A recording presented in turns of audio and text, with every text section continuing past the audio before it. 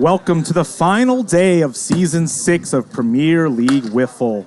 Yesterday started off with a bang as Adam Tanek led off the championship series with a big home run off of Jake Purdy. The Sandvipers jumped out to that 1-0 lead, but it was all Lightning from there on out. The Lightning bats gave the Sandvipers a taste of their own medicine, smashing 4 home runs, a pair each from Tyler Hallett and Justin Spurrier. An 8-3 final score gave the Lightning a 1-0 series lead. A similar story in Game 2 where the Lightning hit 5 bombs, including a monster grand slam from Justin Spurrier in the second inning to give the Lightning a 5-0 lead. The Sandvipers bats came alive as well with 5 homers of their own. Unfortunately, 4 of those came with no runners on base. The Lightning held on as Jake Purdy came in and shut the door, and it was a 10-6 victory to give them a 2-0 series lead. Can the Sandvipers flood the base paths today and drive in enough runs to mount a comeback? Or will the dominant pitchers and big hitters of the Lightning finish the job? Find out next. Welcome back, ladies and gentlemen. I'm Kyle Lohman, and joining me to finish off this Season 6 of Premier League WIFFLE is the one and only Trench Pacone. Trench, what do we have in store today? I think it's going to be a little bit of the same today, honestly, but Adam Tanek's going to be on the mound for game number 3. For me, it all rides on him today. He's got to go basically the distance this game, like we were talking about before, hold the Lightning to a very low number and hope the bats of the Vipers come alive against this very dangerous pitching. Yeah, it's going to be on the arm of Adam Tanek possibly in this game in order to save the Sandvipers season. We're going to have Justin Spurrier going in game number 3 here for the Lightning, and Adam Tanek on the mound for the Sandvipers. Get those bets in. Will the Lightning close it here, or will the Vipers extend this series? We're about to find out, Trench. Yeah, what do you think about the wind conditions today? Who does that favor? Yeah, if you were watching the Challenger Series earlier on today, we saw some tough wind blowing in, a lot of hard-hit balls dying short of the wall. The Vipers have a lot of exit velo and very strong men in that lineup, and we'll see if they have enough to get the balls over the wall. So maybe favoring the Vipers, as they're going to hit home runs no matter what. Yeah, I got to imagine Tanek's going to show his Viper teammates, a little bit of action here, be patient. Took some tough pitches yesterday. I expect big things out of Tanek today. As Spurrier misses inside off Tanek's back with the first pitch, but he smokes that one, and that's past Uson. Caps runs it over it to grab it before it gets the wall, but another leadoff hit to start a game for Adam Tanek, and see if the Sandvipers can get something going early against Justin Spurrier and the Lightning. Kenny McDowell, this season's home run champion, he got one yesterday. What do you think about his chances of hitting multiple home runs? You gotta like his chances to hit at least one in this game. He might not have to, he only has to face Purdy maybe one time. He's gonna have Spurrier and Hallett. Maybe has a better chance to beat those guys. He's got 5 home runs these playoffs. Trails only Tyler Hallett with 6 for the Lightning. What do you think the Lightning pitcher scenario is in this game? I mean, I think ideally for them, Spurrier goes 4. They have a lead after 4. And a tacoed ball past Purdy. Can Hallett get it to third in time? Uson bobbles, but he was on the bag. No, it looks like Tanek is going to make his way over to third. First and third after a single and a tacoed ball after McDowell. Yeah, I mean, I think for the Lightning, ideally 4 innings out of Spurrier. They have the lead, and then they go to Purdy to shut the door. But we'll see. First and third for the Sandvipers with nobody out already. Mark Tavano steps in the box. Gets under this one. Hallett, I think, is tracking. We'll see if Tanek tags. He's going to test him. No. A nice throw in from Hallett, and Spurrier cut it off. Tanek would have been dead in the water. He gave a little look there, though. Kind of see, you never know, a bad relay pass could end up making him cross that line. As Andrew Miller in the box right now. Andrew Miller going to look to hit a line drive, maybe into the gap somewhere, bring in at least one. If he can find a ball to the wall, it'll be 2-0 early Vipers. Yeah, they're playing him left side heavy in the outfield. A lot of room from center to right. Miller, that one's off his fist. Can Caps get it? He's going to go to second. Will they try the double play? No. If they attempted and missed it, Tanek would have scored, but he held up at third. Now it's first and third with 2 outs for A.J. Petrovsky. Is this a move? No Levi? It appears no Levi in the starting lineup. Petrovsky, and now Hicks slid to the 6th hole. I actually really like this move. AJ has a lot of pop, wind's blowing, out there slightly. I like this. If Justin Spurrier could get out of this inning, that'd be a huge win for him. And of course, Levi bats from the left side, so Spurrier would have that lefty-lefty advantage, as we typically say. Tanek handled it no problem with his leadoff single. Let's see if AJ can come through for the Vipers. Goes up the middle, but Purdy's going to be there. No, it gets past him. Lightning go to third to hold the runner, but that's going to be a 1-0 lead early for the Vipers. Yeah, I think Purdy got caught with Justin Spurrier kind of blocking his visual right there, and it gets through. First and second now with one out for the sixth man to bat of the inning, Justin Hicks. Of course, rocking that big brace still on his back leg. We saw him maybe not be able to quite get his hips into it yesterday, Trench. Yeah, I mean, yesterday he showed me a picture of his leg, and like I said, it was just a gruesome, gruesome look. Spurrier misses twice, falls behind Hicks 2-1. Not a position you want to be against anyone in this Sandvipers lineup. Spurrier deals. Hicks off the end of the bat to Caps, but it gets by Caps. It had so much spin on it, he couldn't handle it. Another taco ball as Hallett comes up and didn't even attempt to throw it because the ball was in half. Yeah, I think Jesse needs to be more aggressive right there, and instead of waiting for the reaction of the ball, you got to dive on it. I mean, that's something that I would have done. Yeah, Vipers found a couple of ways to get a ball through the infield so far this inning. Now they have first and third with 2 outs, and the man who started it all, Adam Tanek, back to the plate. Yeah, honestly, Spurs doing his job. I could understand maybe Purdy not seeing that one. He probably should have had that one, but again, Caps, I think, could have made an aggressive play right there. Tanek rolls one over hard to Yuson. He's going to go the easy way to second. Purdy's there for the third out, but the Vipers grab a couple of early runs, and they punch first, and they have an early lead. Yeah, good start by the Vipers right there. Not that they got lucky right there, some hit balls or whatever, a couple taco balls. Let's see if the Lightning could respond right here, because you don't want to get the Vipers too far out ahead, because then it's a tough hill to climb. Yeah, we don't want to really say maybe the Lightning were luckier yesterday, but maybe there was a couple of fortunate things for the Lightning specifically, a couple of hard hit balls at Dalby and left that could have gone out, not quite, they could have easily, those balls could have gone over the wall, or they could have found a triple or something like that. So Vipers continue to hit the ball hard, and this time they found some holes. Yeah, we were talking about Adam Tanek on the mound, but let's go over that lineup card for the Lightning. Yeah, Dalby going to lead it off in the outfield, then followed by Hallett. Justin Spurrier, 3 home runs yesterday as we saw him on the mound. Jake Purdy batting fourth. Chad Phillips, just a placeholder there, depending on who's on the mound when he becomes up. And Bruce Yuson playing third, batting sixth today. He moved to the bottom.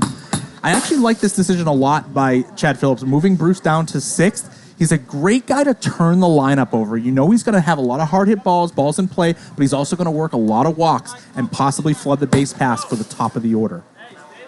I'm expecting Tanek to really come alive right here. He needs to get that curve, that slider into the pan at like 53 to 56 mile an hour and get these guys swinging or just taking strikes. When he starts to get up in the count or down in the count 2-1, that's when he, people start seeing him a little bit better. So I'm expecting him to hit the darts on the pan right away. Yeah, Tanek has to be happy about being able to play with an early lead, helping himself out there. 2-0 Vipers heading to the bottom of the first here. Dalby takes ball 1. Rolls that one over to Michael Dean, snags it, flips it up to Levi. Levi fires and misses the backstop. Another little out-of-control play by Levi there. Had plenty of time, just had to find the backstop and couldn't do it, Trench. Yeah, he just kind of did a pirouette, missed wide left for his side, and now the dangerous Tyler Hallett with the error. Extra outs you never want to give in this league. Another thing we talked about, Hicks maybe not having, quite the full range of motion at the plate. He's known as a perennial Gold Glove candidate at shortstop. You got to think if Hicks was there, that would have, an automatic play for that out. This is where Tanek gets in trouble right here, but he fires back right down the pipe at 56. Hallett can't catch up, and now Tanek could kind of possibly throw something a little bit more fierce here with the count even 2-2. Tanek delivers. Hallett drives it deep to center. Miller comes in. That ball dies. We saw that all morning in the Challenger Series, Trench. Guys playing deep in center and left and thinking the ball is going to be able to travel, but the wind was just holding it up so much, and a bunch of balls we saw fall in a row off the bats of the Legends, and we see one there. Now Lightning first and third, nobody out. Yeah, Miller kind of stood there for a split second thinking the ball would go further than it did, and he couldn't get a good jump on it. Spurrier feeling himself after a big day yesterday. 3 home runs. Swings and misses there at the first pitch. 0-2. See what the Vipers decide to do if they get a ground ball. Will they attempt to get 2 outs, or will they just be content with 1 and battle the bottom half of the lineup? swinging at a 61-mile-an-hour pitch. Spur feeling it.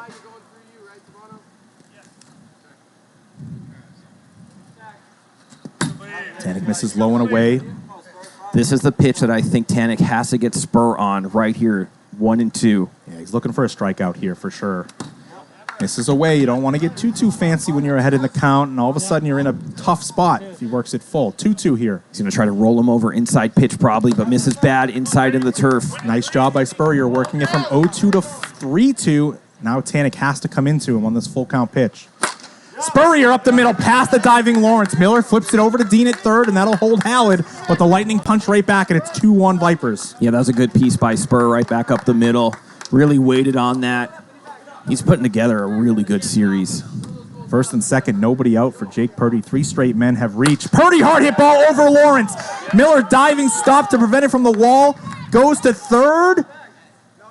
He does hold Spurrier up, but either way, that's going to bring in Hallett, and now it's 2-2. 4 straight batters have reached. Yeah, the recipe for success is Tanek being up 0-2, 1-2, getting these guys swinging on some stuff. Right when he gets into that 2-2 count, it starts becoming a little bit more difficult as Brendan Height, who I'm glad to see in the lineup, up to bat as he slaps it away to Oppo a lot of times. Yeah, Brendan Height pinch hitting for Chad Phillips as that placeholder. It was all based on who was going to be on the mound. We see Tanek here letting up 4 straight hits. See what Brendan Height can do. Now, he can keep it rolling. Yes, for sure. He's going to wait on something probably in the 49-mile-an-hour range. He got it, Trench, 46, but Tanek missed. And now on 3-1, you got to think he's got a red light with nobody out still. Make Tanek throw a strike. He does at 52. Now we go to work on a full count. Beautiful, beautiful pitch by Tanek on that 3-1. If he could replicate that pitch, make Brendan kind of swing his bat far out there. To Tanek, over to Tavano, back to the backstop, and a double play. 5 flat, no, it's safe. Both umpires have just over 5. That looked clean enough to me, Trench. It was very close, a little bit of a slow roller. So I'm not surprised at those times, but I thought it was enough. Yeah, that's going to move the runner over to third. So runners on first and third. The Juice up to bat right now. Tanek working with 1 out. We'd love to see a double play rollover right here by Bruce. But the last time Bruce touched a ball, it went 94 right to Tavano in the chest. Yeah, Bruce capable of rolling over some balls. Just first and third. Yep, first and third, 1 out here. Bruce capable of rolling over balls, as we said, but let's see if he's made that adjustment late in this season. See if he can pull a ball through the left side. Would love to see him really try to pull one over there. That's the pitch Tanek needs to tink right there. Every single time, if he does that, he's going to win each matchup. He's got to get Bruce out right here with Dalby on deck. The 0-2 to Uson. Bruce fouls that one off. Boys on the bench letting him know that was 57. If Tanek could get out of this inning with only giving up 2, it'd be a win with the situation he was facing. Absolutely. Unfortunately for him, Randy Dalby and Tyler Hallett lurking on deck and in the hole. What a slugfest early in this game. Tanek misses inside. Now the count's even at 2s. Uson being a great number 6 hitter here. Watch for Bruce replicating that swing he did yesterday, and he does! Up the middle for a base hit! They get the throw over to third in time, but it's not before Spurrier crosses the plate, and it's 3-2 Lightning. Yeah, this is not a good start for Tanek right here. He has to settle down, get his team back into the dugout, and put up some runs himself. That was 90 off the bat. Smoke job up the middle by Uson. Brings back up the leadoff hitter, Randy Dalby. Now 3-2 Lightning, first and second, 1 out. Randy stares at 49 right down the middle. Was not expecting that one, I guess, Trench. I love that pitch. He just needs to keep doing that. Playing with the speeds a little bit, though. Goes fast and up to Dalby on 0-2, 62. Barring a double play ball, he's going to have to face Hallett no matter what. Randy gets under that one. Tavano's there for the catch. Big out for Tanek and the boys right here. He's got to get past Hallett. This would be huge to get Hallett out here in the bottom of the first. Monstrous at bat very early in this game. The Lightning up by 1. We got 5 runs total so far in the first. Hallett looking to make it more. Tanek delivers. Hallett takes down and away. Let's see if Tanek pitches to him in a way that would benefit Hallett or not. You know what I'm saying? He's got to, I think, catch that outside tink right here. He grabs the pipe at 55. A fantastic pitch by Tanek. Musk needed in that spot. Let's see if he could get him off guard with something a little slower that drops in way before the plate. Have him swinging up. Goes hot and inside, 57. Kind of non-competitive there. Was never going to be a strike. Now the 2-2. An interesting decision on how to approach Hallett. Swing and a miss, strike three. Tanek with a huge K of Tyler Hallett, preventing further damage. But the Lightning grab three and the lead back, and it's 3-2 Lightning after one. Yeah, I mean, this might be one of those slug fests. I'm probably going to see Spur jump out on the mound one more time. And then you have Purdy's got two, and you got Hallett as well. You're thinking you want Spur to go four right here? I mean, I think the Lightning want Spur to go four, have the lead, and then close it with Purdy. But after the first inning here, let's just honor one man who had a fantastic season. His first year in the league, and this man won this award going away. Rookie of the Year, plays for the Snappers. There he is, Austin Topol. Congratulations, Rookie of the Year, Austin Topol. I mean, you couldn't ask for a better rookie coming into PLW. Just the hype was there. He performed, put up all the numbers, and honestly, he could probably be in the MVP talk with some of the numbers he had. Yeah, and he did get some MVP votes for sure. Runner-up, Rookie of the Year, was Gavin Manziel of the Cajuns. Second runner-up, Malik Ogburn of the Night Owls. Other guys receiving votes, Dustin Staggs, Richard Parsons, Parker Trask, Josh Bosnos, and Landon White. A quality rookie class this year, Trench. Quality. Do you think we're going to see Dalby at all? Only if necessary. I know for a fact that Chad really thinks that he's his fourth best pitcher this year. McDowell swings and misses at a pitch way out of the zone there. So only to Dalby if necessary, but if that's the guy you are, that's your emergency situation guy, I'd be pretty happy with that. 2-2 now. McDowell facing Spurrier. Spurrier giving up a pair of runs in the first, but his team got three to back him up in the bottom. McDowell swings and misses. Does not quite look himself 100% so far in this series. Did find that home run late yesterday. That was pretty much it out of Kenny. That was a big time out when you're facing the home run king. Mark Tavano steps in. He gets under one and deep to left, but no Tavano way. Thought that was gone. And there you go, Trench. We see how much that wind is playing a factor. I thought that ball was easily 15 feet up that berm off the back, as did Tavano, but instead it's a long out. So what that tells me is it's going to favor the Lightning today. The Vipers obviously have the more power bats. If they can't get it over the fence with this wind, with hits like that, watch out. This could be a Lightning sweep. Yeah, that ball looked like it had easily like 15, 20 feet over the wall distance, but it just fell 5 feet short into Dalby's hands. Going to have to be multiple hits in a row, line drives, kind of like they did in the first, find balls through the hole. The big flies just might not come today. I think you're really going to have to just rope it around that fair foul pole in left field. Yeah, it's going to have to be more of a line drive versus a towering shot. 2-2 from Spurrier to Miller here. Nobody on and two out.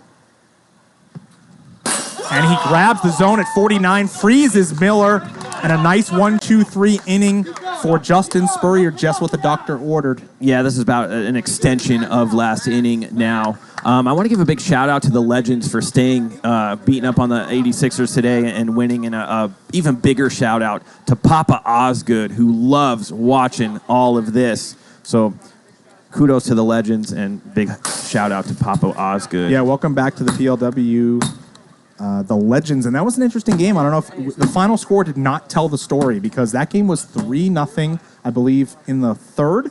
The Legends got 2, and then it was 3-2. 86ers heading to the bottom of the fifth, and then the Legends got 11, in the bottom of the fifth, and won via 13-3 That mercy is rule. not an easy number to put up. 11 runs. Crazy final score there. 13-3 after being 3-2 into the fifth. So congrats, Legends. Let's see what happens here with Tanek back on the mound, see if he gets settled down.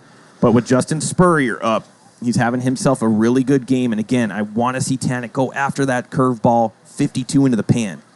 Spurrier jumps all over the first pitch. A little early, as he usually is on that first pitch. Hits a lot of foul balls on the left field line, but makes the adjustments. Now 0-2 from Tanek. Spurrier gets under that one, though. Levi calls everybody off and handles it. Yeah, that was a good pitch by Tanek right there. Kind of had Spur jumping out of his shoes.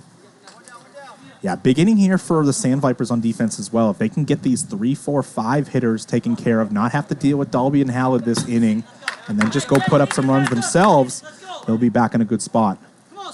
Yeah, I mean, basically Dalby, Hallett, Spur are the guys that you're really, really worrying about. And if you could get through that, and like you were saying, get to this, 4 or 5, even Bruce down there in 6, but he's been hitting the ball real well. Yeah, back-to-back pop-ups here. Tanek handles that one off the bat of Jake Purdy.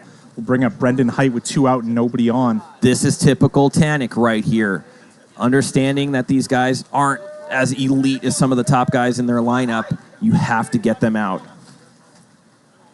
There's Brendan Height.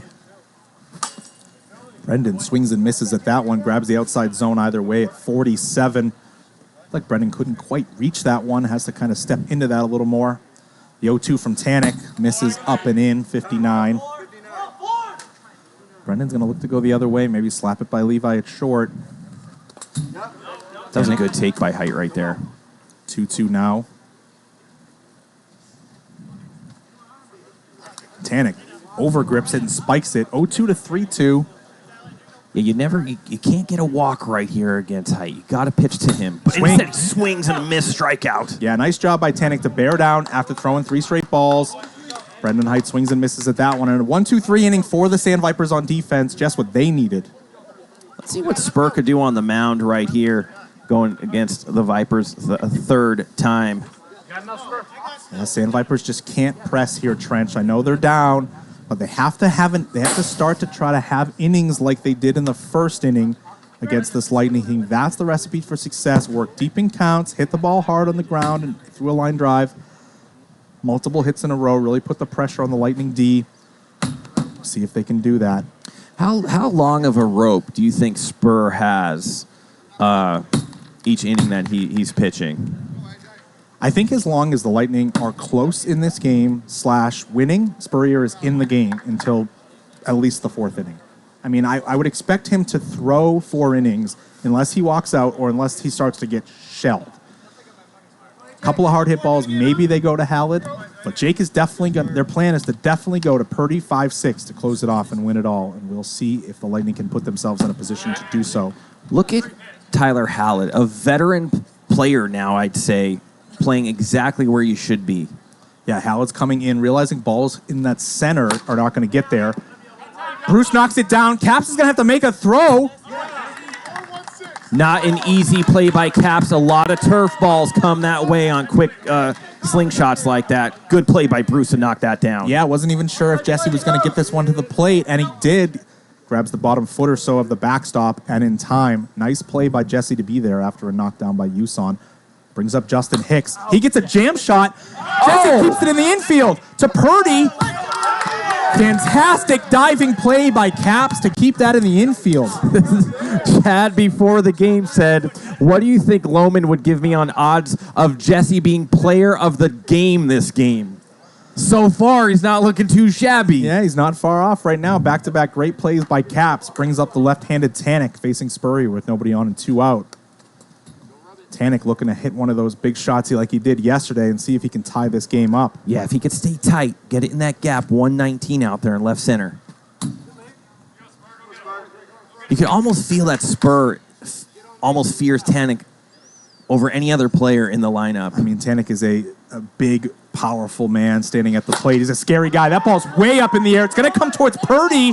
No, Tyler calls it off.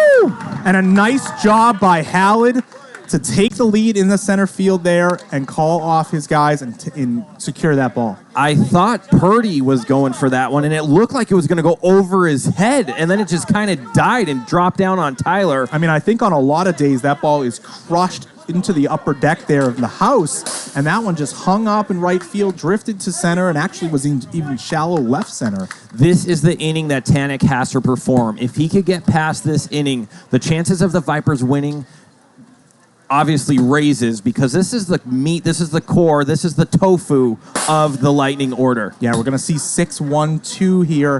Yuson Dalby and Hallett, and if Tanek can manage to get these guys retired with no runs given up, he's got his Sandvipers a chance to put some runs up on the board this game. All sorts of PLW people in that area right now. You're looking at, who is that wearing a Lightning jersey?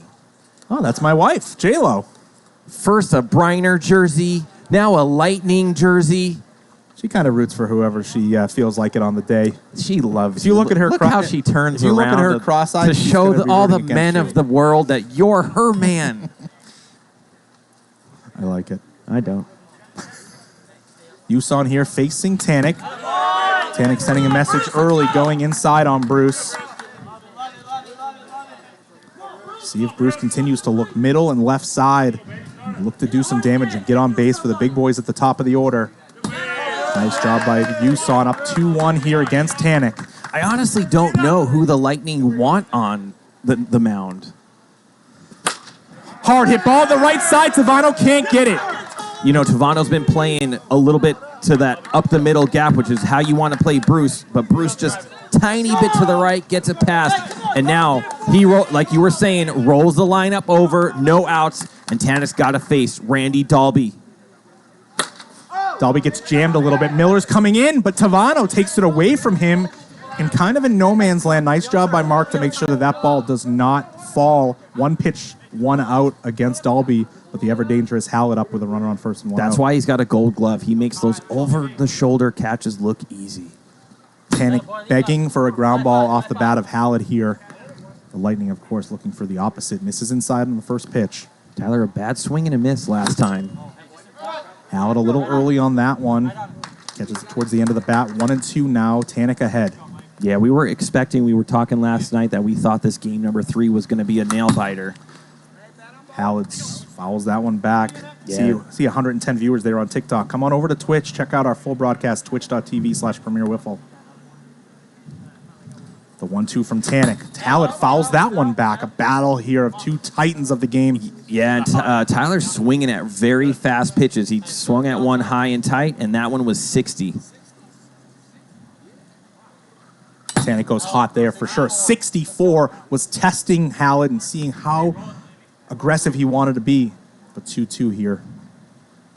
Hallett, hard hit ball. Levi can't handle it. Miller keeps it off the wall.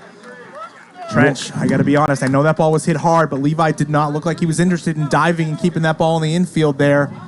Got to think if Justin Hicks was out there at short, that might be a routine double play ball. I mean, I don't know.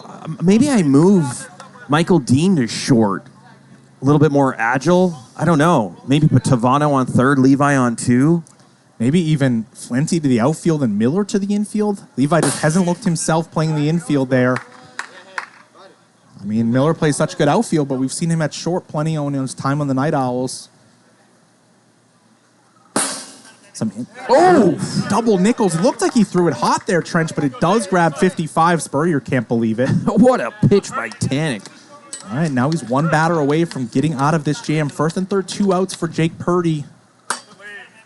Wow, another pitch looking to come in hot, but that was 55 as well.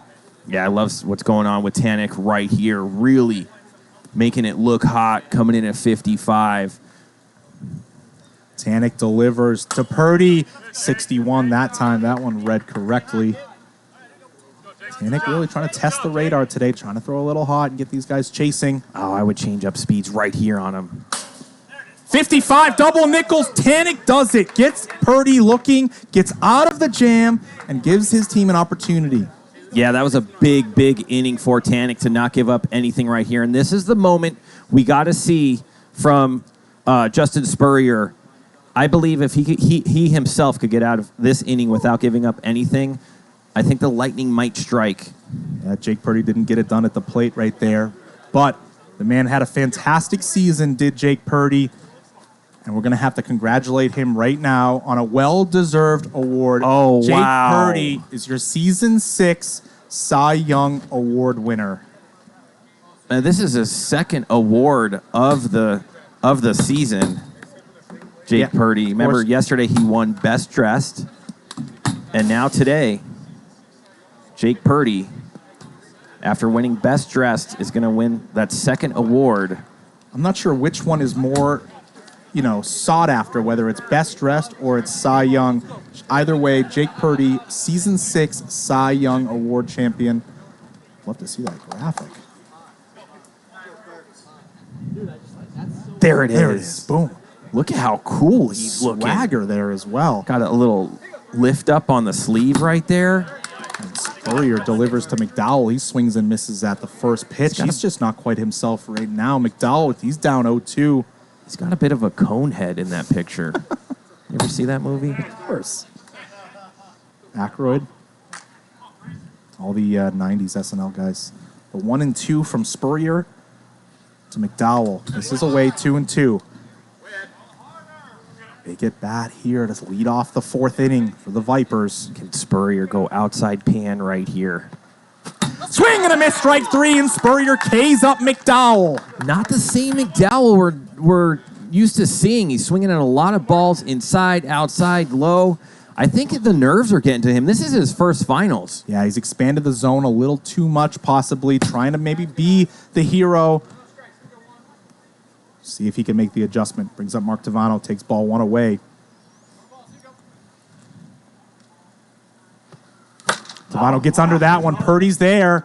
The Cy Young Award winner grabs that one for the second out. There's never an easy catch ever. The amount of spin on these balls, even the best players, 1 little millimeter of wrongness there, and it's going to be an error. Here's Andrew Miller. And that touches his bat. Oh, no. That was the bottom of his bat. Does that count? Foul ball, 0-2. Even if he caught his hand there at the bottom of the bat. The hands are part of the bat, 0-2. Miller couldn't believe it. See how Spurrier approaches him on 0-2. Goes submarine. Oof. Miller lays off. Good take by Miller right there. Mama Loman in the chat. Love seeing her, and I apologize as Spur K's Miller out about not recognizing you yesterday in the chat. Me and Loman both felt bad. It was deep into game 2. This game, we're more focused on the game a little bit today because it's the finals. Every play series. We matters. might only have 2.5 innings left here, Trench. Spurrier does his job. Gets through the 4 innings for the Lightning. We have a pinch hitter here, and Timmy Riley looks like he's got his bat out, and he's going to have an opportunity in place of Brendan Height. Listen, Riley claims himself to be the Tannic killer. Yeah, if you would, GK, let's do a quick innings update on the side of the Lightning, if you could throw that graphic up real quick. Is this going to be up to date and live? It won't be up to date and live. Okay. It'll be to start this game. But Spurrier has gone through 4 innings this game. He had used 3 coming in, so now Spurrier only has 2 left, and Purdy has 2 left. That's to use in these first 4 games. So we'll see how Chad decides to manage this one. I said at first that very likely going to Purdy for 5 and 6, but the way Spurrier's looked, wouldn't be surprised if he lets him keep rolling. This is a mega matchup right now. Each one of these guys would love to own the other one as he takes his bat down right there. It goes down 2-1. And Riley being patient here against Tannic. Gets ahead 2-1. Now 3-1. Got to think Riley's got the red light here. Uson on deck. Riley looking to start a rally for the Lightning. Check swing there, but 56. Does he go? Oh, he has to hold up right there.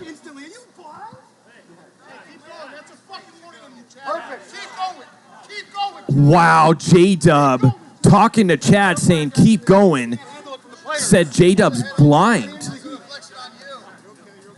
Ooh, you can see J-Dub is not happy walking into and J-Dub coming back around. I think he heard Chad. He might throw Chad out of this game right now. Get this, Trev. He's coming around. Here he comes. He is not. When J-Dub's huffing and puffing like that, something bad could really happen for Chad. Yeah, really interesting over there. I mean, maybe a small extra reaction out of Chad and maybe as well out of Wilson, but... And there's GK down below working that triple monitor the guy in Swordfish. Look, this is something that Riley's known for. He does this extended check swing. It's not the first time that we've had to have a replay with one of these, quarter swings that Riley does. He's really making the umpires work here. His hands come awfully far through the zone, but his bat stays back. Tim is not helping the umpires. What do you think from what you see right there? I mean, I think Riley holds up, but I'm not really sure. Depends on how you want to look at it. I mean, he clearly wants to kind of swing at this. I mean, why? Well, if he's got the red light, then why is he even attempting a swing at all, you know? GK really looking down there with the umpires. Look at how focused and intently he is looking. I see a stopwatch there. See how this one shakes out. Oh, man, I'd hate to be down there trying to call this. You got to remember, the call on the field is a swing, so there has to be enough evidence in order to overturn that. Chad will always say it's about whether or not he offered at the pitch, Trench. Did he offer at the pitch? This one's going to be close. Tanek staying loose on the mound. Doesn't want to get too tight. A little bit of an extended review here. What do you guys think in the chat? Is that a swing or no swing? I mean, this is a big moment right now. If Tim Riley walks there, who's up after Tim? Bruce. Tim pinch hit for Brendan in the 5-hole. Billy Santi one coming around to make this call. We do have, member, call on the field is a swing. Here he comes. He's going to have to talk to J-Dub and Max and clear this out. It's a big call here in the championship series. Call on the field is a swing. And the call will be made right here. Even more discussion. Billy trying to tell these guys what he's seen. He might be saying, listen, this is what you have to see to make a call like that on a strike. After review, here we go. After further review, the call stands. He went. Call stands. Not enough evidence to overturn that. Almost positive, Trench, that if that was a scenario that was called a no swing, it would stay a no swing. But it was called a swing, so it's going to stay a swing. Big moment. Riley's got to understand the magnitude of the moment right there. Yep. Now we got a full count, though. He's got to lock back in. Can Tanek get Riley? Tips that one into the zone. That's the first one. And he swings at 59 up top. I can't help but think, to go back to that 3-1 pitch, if Tim has the red light there, he should never even be thinking about doing these pump swings. But Tanek misses low anyway. Maybe ball don't lie if you ask the Lightning. He's got a lead-off walk. Nice pinch hit opportunity by Riley there, and that brings up Yuson. That was a big moment for Riley to redeem himself as the juice is up. He poked one past Tavano to the right side. He's starting to see the ball a little bit better. First walk in this game for Tanek. Tanek really looking for a ground ball here off the bat of Yuson. Got one last time, but Tavano could not get to it. Bruce usually with that very high exit velo makes it hard to handle his ground balls. Man, there you go. A hard hit line drive. Bit of a late swing by Yuson as it fires into the Lightning dugout. I don't know how he does it. Even on those really inside pitches, he can hit one into the dugout opposite. Lets the ball travel real deep in the zone. Takes inside there, 2-2. I don't know if anybody wants it more than Bruce. He's been in this league a long time, his 6th season. He's been battling through with this Lightning team ever since the outset. A couple of losing teams the first 2 seasons, and now winning teams the last 2. Full count from Tanek. And he misses low and away. Back-to-back walks from Riley and Yuson, and Tanek is out of the ball game. And where do we go from here? Yeah, listen, I actually like Kenny as a pitcher because you don't see him too much. You don't know exactly what he has, but now he's got to face the top of the order with no outs. Tanek does go, what is that, 3 innings? Tanek, this is where he's in the 4th inning here, so Tanek has gone 4, so he's got 2 innings left. If for some reason we get to a 4th game, McDowell's got 6 innings left over this game and next if we have it. This is a big moment for the Lightning, and regardless if the Lightning score here or not, are you going to see Purdy in this game? I mean, I tend to think we're going to see Jake Purdy close it off. He's come in as a closer role many times. I do think how many runs, if any, they score right here will kind of give Chad a little bit of leeway in what his decision is. You think if they score 1 right here, Spur takes the mound?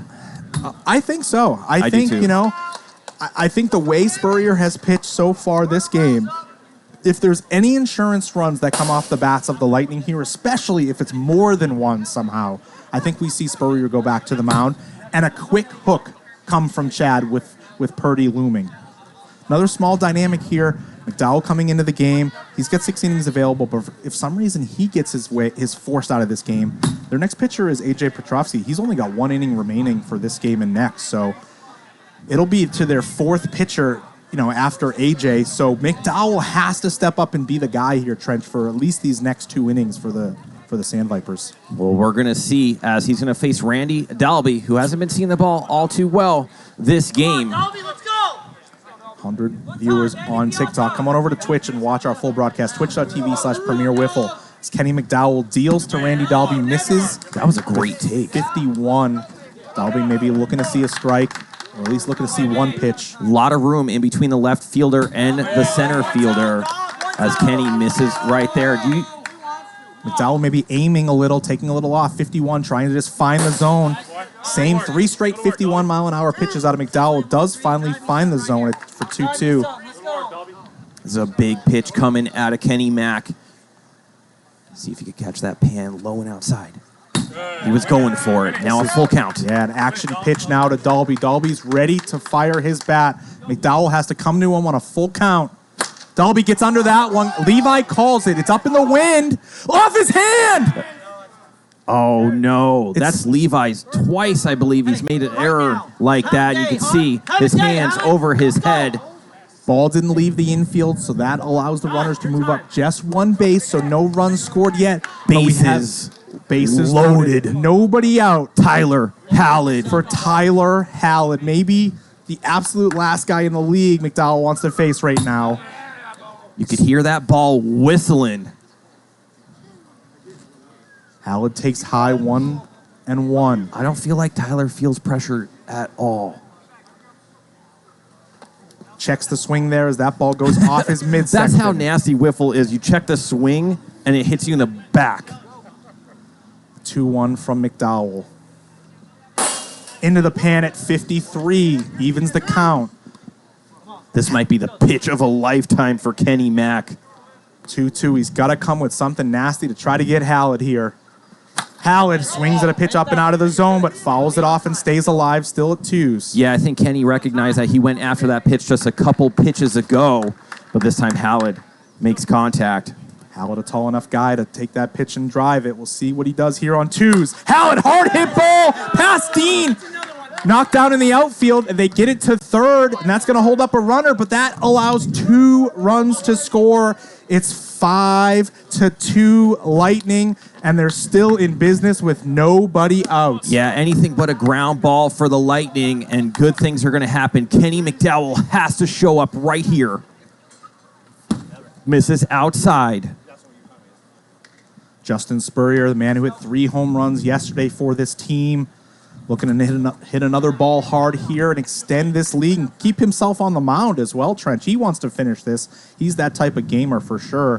Spurrier, hard hit ball to left, but Flenty ranges over and takes care of it. Yeah, that was a big out. Remember, these Vipers, they got some time left. 5-2 is definitely different than like 7-2. Yeah, 1st and 2nd, only 1 out though. Purdy up. Purdy a little anxious there, pulls that one foul. McDowell gets ahead of him 0-2, cannot allow any more runs to come in this inning. Purdy fights that one off, up and in, was probably ball 1, but Purdy wasn't sure. 0-2 still. Whistling into the zone, but 56. Are you surprised that Tanik isn't at short? I mean, maybe after a couple of booted plays, I'm a little surprised. But Tanik, I just don't think has the mobility as he has had in seasons past. Jake fights that one off. Levi has played pretty solid over there at short in his career with, the Night Owls and now the Sandvipers. He just had a couple of plays not go his way. Another opportunity here. Flips it to Tavano for a double play. They got a turn double play. Not even a confident throw there from Levi. Was a little unsure of where to go. But the Vipers do get it done, and they avoid any further disaster. Well, he was having flashbacks of his little toss yesterday, and Tavano wasn't there. That's right. There was a play yesterday where it looked like Levi was maybe going to go home, but then all of a sudden he went to flip it to second, and Tavano wasn't home. Vipers with 6 outs to work with, and you got to think that the Lightning know that they're probably not done scoring either if need be. But big moment coming for J Spur and the Lightning. Yeah, we see those 2 extra insurance runs allows Justin Spurrier to stay out there and maybe finish this job. He's pitched a fantastic game thus far. Wilson, stop. Wilson. Stop. And also the reason I think Spur's going to be in this one is not only is he pitching well, but he's going to be facing Levi to start this inning, which is a lefty-lefty matchup. Yeah, an opportunity to possibly have a pinch hitter, but the only available pinch hitter would be Flenty or Dean. Guys not really known for their hitting. Got to give Levi an opportunity here, even though it's lefty-lefty. Spurrier delivers. See if Levi can settle down, forget about the field issues maybe today, and just see if he can put a good at-bat together and start this inning off for the Vipers. Look where Hallett's playing that wind. Levi swings and misses at that one, or foul tip sitting on either way. 1 and 2, maybe down and in there, Trench. Levi likes those inside pitches, though. Yeah, to me, that's just, you're going to pull it with this wind. Oh, and it finds a hole. Both Yuson and Caps kind of leapt, had their hands out, but neither could get a hand on it, and it finds its way into right field for a leadoff single for Levi Lawrence. Yeah, that was a big clutch hit from Levi. Both those guys, I think, a little bit of turtling arm right there.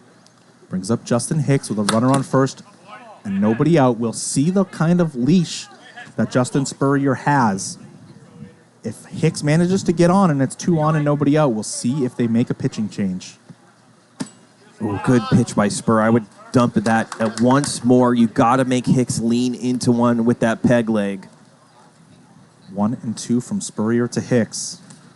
Hicks fights that one off, foul out of play. This is a big-time matchup. No outs, runner on first, top 5. Sandvipers trailing by 3. Spurrier again deals. Hicks lays off of it now, even at 2s.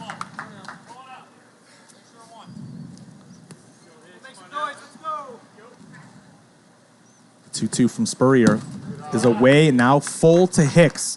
113 viewers tuning in for this final day of Season 6 of Premier League Wiffle, watching Justin Spurrier face Justin Hicks. He's got to come after him. You cannot lay it in. Hicks goes the other way, and it's gone! A 2-run opposite field home run off the bat of Justin Hicks. And it's 5-4. Wow, the power of Hicks is amazing.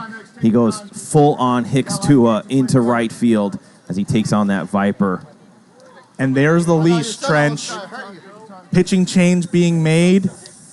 Big bat of Justin Hicks with that 2-run shot, and Jake Purdy coming in to try to close this out. Now a 1-run game. Spurrier goes 4+. Yeah, that's exactly what you didn't want to happen if you're the Lightning in that Lightning dugout. But now you're going to have to face Purdy. Now it's different because, he hasn't pitched today. It's been a long layoff already. Just a couple warm-up pitches. Let's see if the Vipers could take advantage and steal game number 3 from these guys. Yeah, we'll see how the Vipers approach Purdy here. As you said, not really being settled in. Purdy just up there getting loose. We'll see if they're a little more patient, maybe forcing him to throw a strike. Maybe he's quite not loose yet. Do you think that Purdy should have came in and faced Hicks right there? I don't think so. I think the way Spurrier had pitched overall in this game was right to leave him in. He was up 0-2. I mean, I think you just had a great hitter making a great swing on a good pitch, and, Justin Hicks did his thing. All day, Andrew Leday saying, how do you not go to Purdy with a 3-run lead? Yeah, I could see that, too. I mean, that's how we drew it up at the outset. Maybe those, as we said, maybe those insurance runs changed Chad Phillips' mind, giving the confidence in Spurrier. But either way, we have a 1-run game with Adam Tanek facing Jake Purdy. Tanek led off the game yesterday with a solo shot.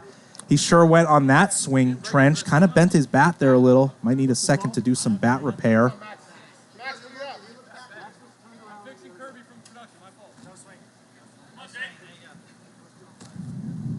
Yeah, I think he got a pretty good bend in that bat as he's trying to straighten. That's his favorite bat. We have a no swing call, is that right? Listen, these players, including myself, never want to change bats, ever. Trench, I'm honestly not positive what the count is. It's either 3-1. It's 3-1 now. Wow, they had no swing on that. Big call.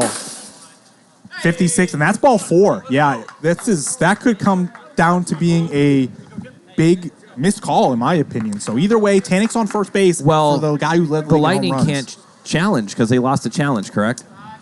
I think they have 2 in the playoffs, but either way, the Lightning decided not to challenge. And here we go, McDowell Purdy. McDowell, the man with the most home runs in PLW history in a single season, is now up on Jake Purdy, 2-1. Listen, this could shift the whole momentum of the series. And now it's 3-1 to McDowell. A walk to Tanik, and it could be a walk to McDowell here.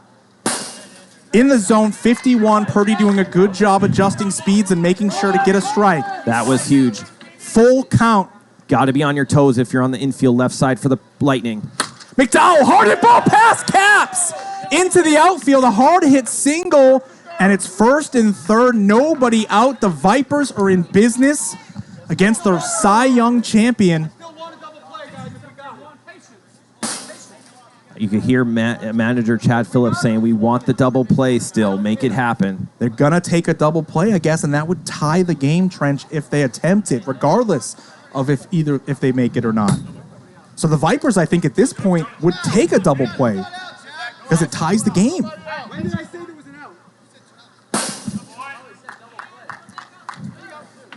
Nobody out. Wow. 55 into the zone. 1-2 now from Purdy to Tavano. Misses in. 2-2. Purdy working quickly as always. Misses way up and out, and it's full count. Hallett better get warmed up if Purdy misses here. Miller on deck.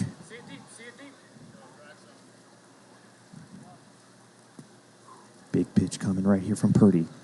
Inside, and Mark Tavano works a walk. And just like that, Jake Purdy came in to close the door. But now he's out of the inning, and it's bases loaded, 1 out. No, excuse me, bases loaded, nobody outs. Now Hallett going to have to come in and try to limit the damage against these Vipers who, I mean, we could question some calls from the Lightning and Chad saying maybe we should have went Purdy earlier. Obviously, things would have been different or the same, who knows. But I think for me, you got to come in with, I mean, if the guy wins a Cy Young, you have a 3-run lead. You do not want them to even get any momentum. And now that they have bases juiced, no outs, Tyler Hallett on the mound. Yeah, I mean, maybe we're playing a little bit of Monday morning quarterback. Obviously, not going to Purdy to start the inning. Maybe everything's different. But obviously, we're in a huge dramatic situation here now with their third pitcher of the inning. Spurrier walked out. Spurrier got pulled, excuse me. Purdy walked out, and now we're going to Hallett. He could have gone back to Spurrier in this spot, but he's going to Hallett to get this job done, facing Andrew Miller. Big spot right here by last year's Rookie of the Year. If the Lightning can limit the damage, even 1-2 runs right here isn't a bad thing. So that's how I'd be thinking of it. Of course, you don't want to give up any. Yeah, we have last year's 1 and 2 in Rookie of the Year voting facing off right now. Miller, jam shot, and that's foul. Yeah, Hallett won that Rookie of the Year. Andrew Miller second in that voting last year with his great campaign. A battle of the young superstars in this league. Hallett with the early advantage, up 0-2, looking for a punch out here. Miller checks his swing, takes that pitch up and in. The 1-2 from Hallett. Miller takes it 48 right down the pipe. Trench was fooled by that one. Did not expect that pitch at all. Levi up. Do you go for 2? Do you go for 2 right here? 100%. Now with 1 out, a double play gets you out of this jam and in the dugout. Absolutely. Unless it's incredibly slow. Oh, look at Chad yelling at his players, throwing out the coordinates to get this ball for a double play if it is a grounder. Can Levi have some redemption here with his plays in the field so far? Looking for a big spot. Takes strike 1, though, and it's 0-2. Yeah, you don't want to give him anything right here. You want to play a little bit. Swing and a miss. Strike 3 and back-to-back Ks goes Tyler Hallett against Andrew Miller and Levi Lawrence. And here's Hicks, who started it with that 2-run shot, is going to get another chance.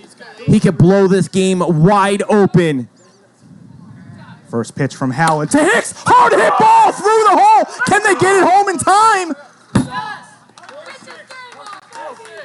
That's going to hold the go-ahead run. Wow. Tanek comes home from third, but that holds McDowell at third, and we have a tie ball game. We knew this one was going to be a nail-biter. There was no way the Vipers are going away into the night like this as Tyler Hallett with bases still loaded, right? Yeah, bases loaded, 2 outs. Huge inning from Justin Hicks. That 2-run opposite field shot and the game-tying single there brings up manager-owner, Sandviper legend Adam Tanek. He might blow this one open, Loman. You know the first swing he makes is going to go for the downs.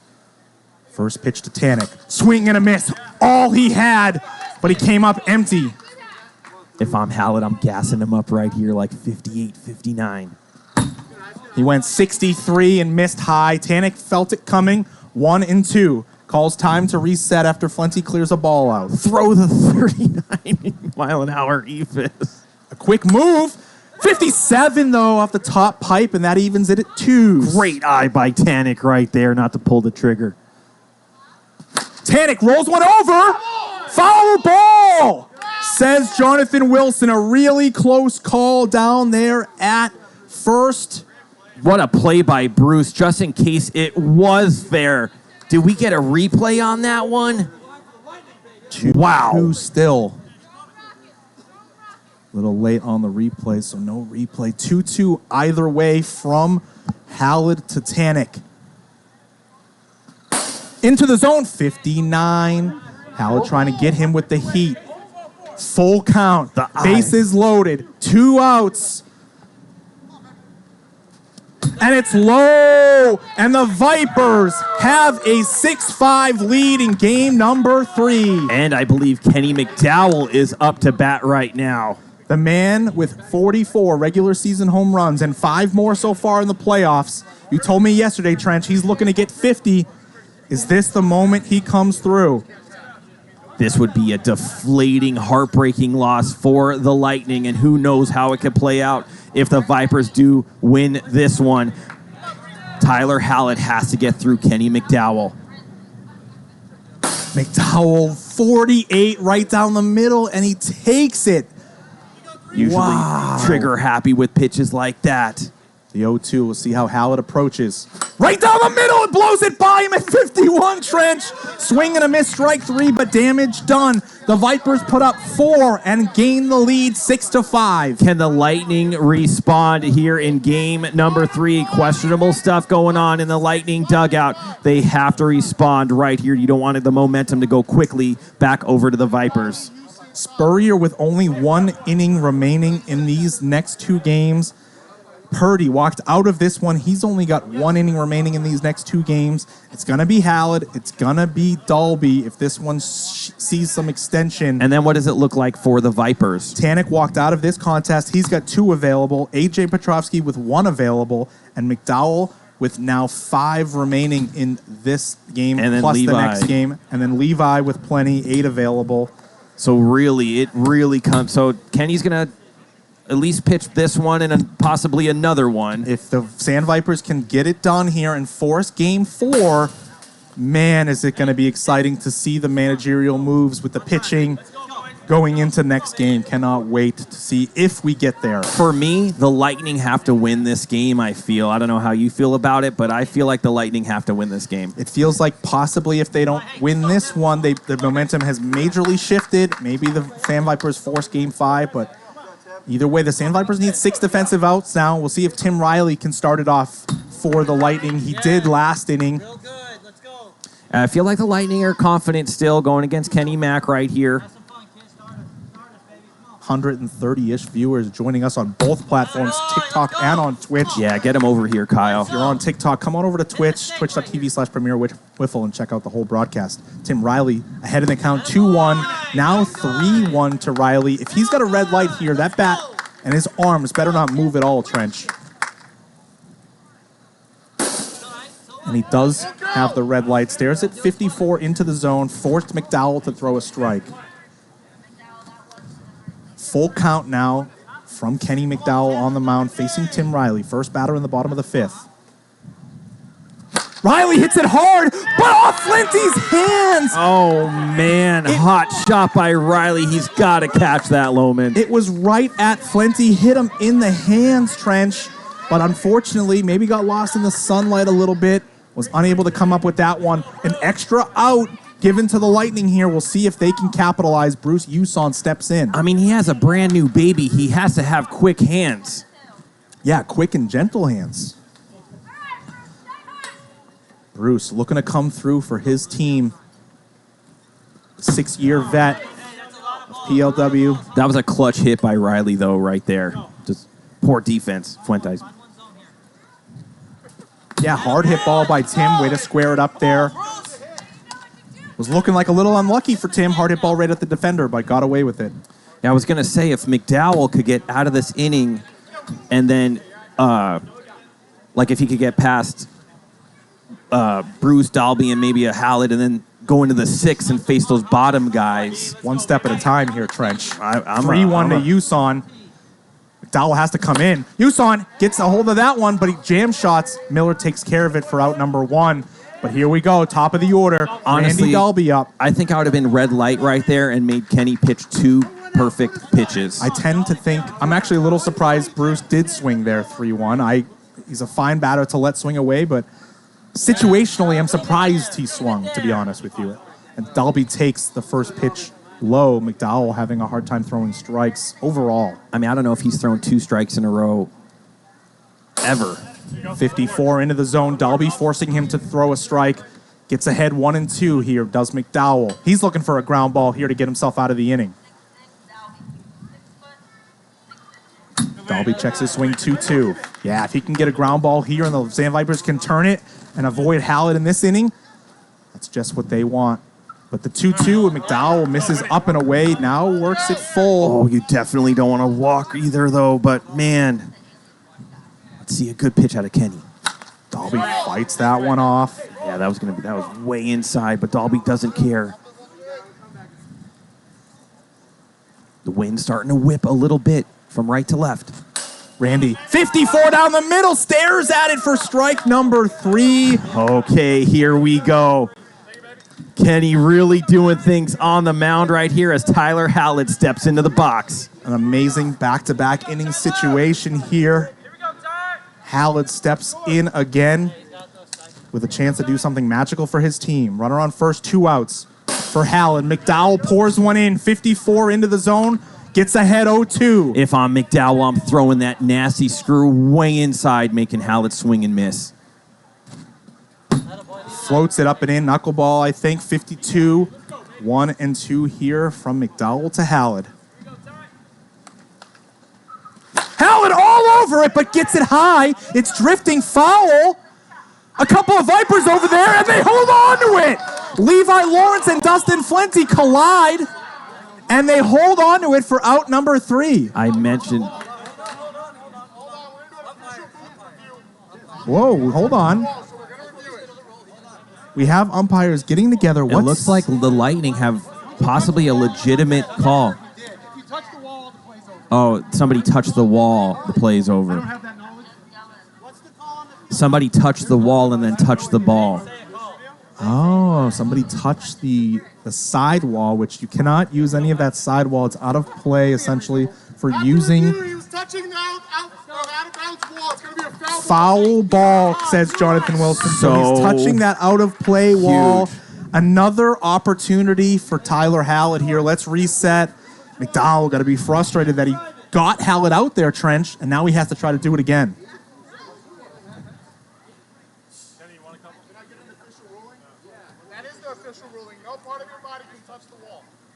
First and Adams going out there, taking a look at the wall. 1-2. I think when he caught it, he was kind of, his butt was a little bit on the wall. Wow, I've never even seen that play, and of course it happens in the finals. Runner on first, 2 out, 1-2 is the count. Let's reset everything. Here we go, Vipers getting settled. McDowell to deal to Hallett. Hallett hits it hard to Dean, knocks it down, flips it to second. Tavano secures it, and the Sandvipers get out of the jam and look to extend. Yeah, I think these Vipers are feeling it now, and I honestly think they're feeling it for the series. I'm telling you, the tides are shifting. But now, Trench, in the bottom of the fifth, it's finally time to reveal the man of the year. And not just the man of the year, Thank but you the so most much, Kyle. the most valuable man of the year. Oh. And it's a gentleman who's playing here today. He's had a fantastic season. He's on one of these two teams. He won Rookie of the Year last year, and now this year, Thank you, he's the everyone. most valuable player in all of PLW, Tyler Hallett. Season 6, most valuable player, Tyler Hallett. Can't help when I see that picture. Look at him. You'd never think he'd... Look at that face, though. Would you think he would be the player he is today? That's what he's, he's kills you with kindness, Trench. 6 home runs so far here in the playoffs and fantastic regular season. And we have an interesting pitching decision here. I thought we were going to have Hallett on the bump, but we're going with Dalby here. I actually like this setup because they want to save Hallett's innings. And if Dalby could get out of this with no damage done, the Lightning are still going to go in there. And you said it was a little too early to call, but that's exactly what happened. Now, Kenny Mack's going to go face Riley, Bruce, and Jake. Right? In that lineup, those guys, obviously, the ones that you really want to face. Yeah, ending with Hallett there. It's going to be Spurrier, then Purdy, and then Riley in the bottom of the 6th. Wow. So we'll see if Dalby can get it done here and go, 1, 2, 3, or at least not let the Vipers add on any insurance runs. We saw yesterday in game number 2, it was a 1-run game heading to the top of the 6th, and the Lightning managed to get 2 off the bat of Randy Dalby with a 2-run bomb. Randy's hoping to prevent the Sandvipers from doing the same thing. We have a 1-run game here in the 6th. 146 viewers on TikTok. Come on over to Twitch, twitch.tv/Premier Wiffle. Check out the full broadcast. Mark Tavano steps in. Dalby from the stretch there, just a 1 stride and go to the plate.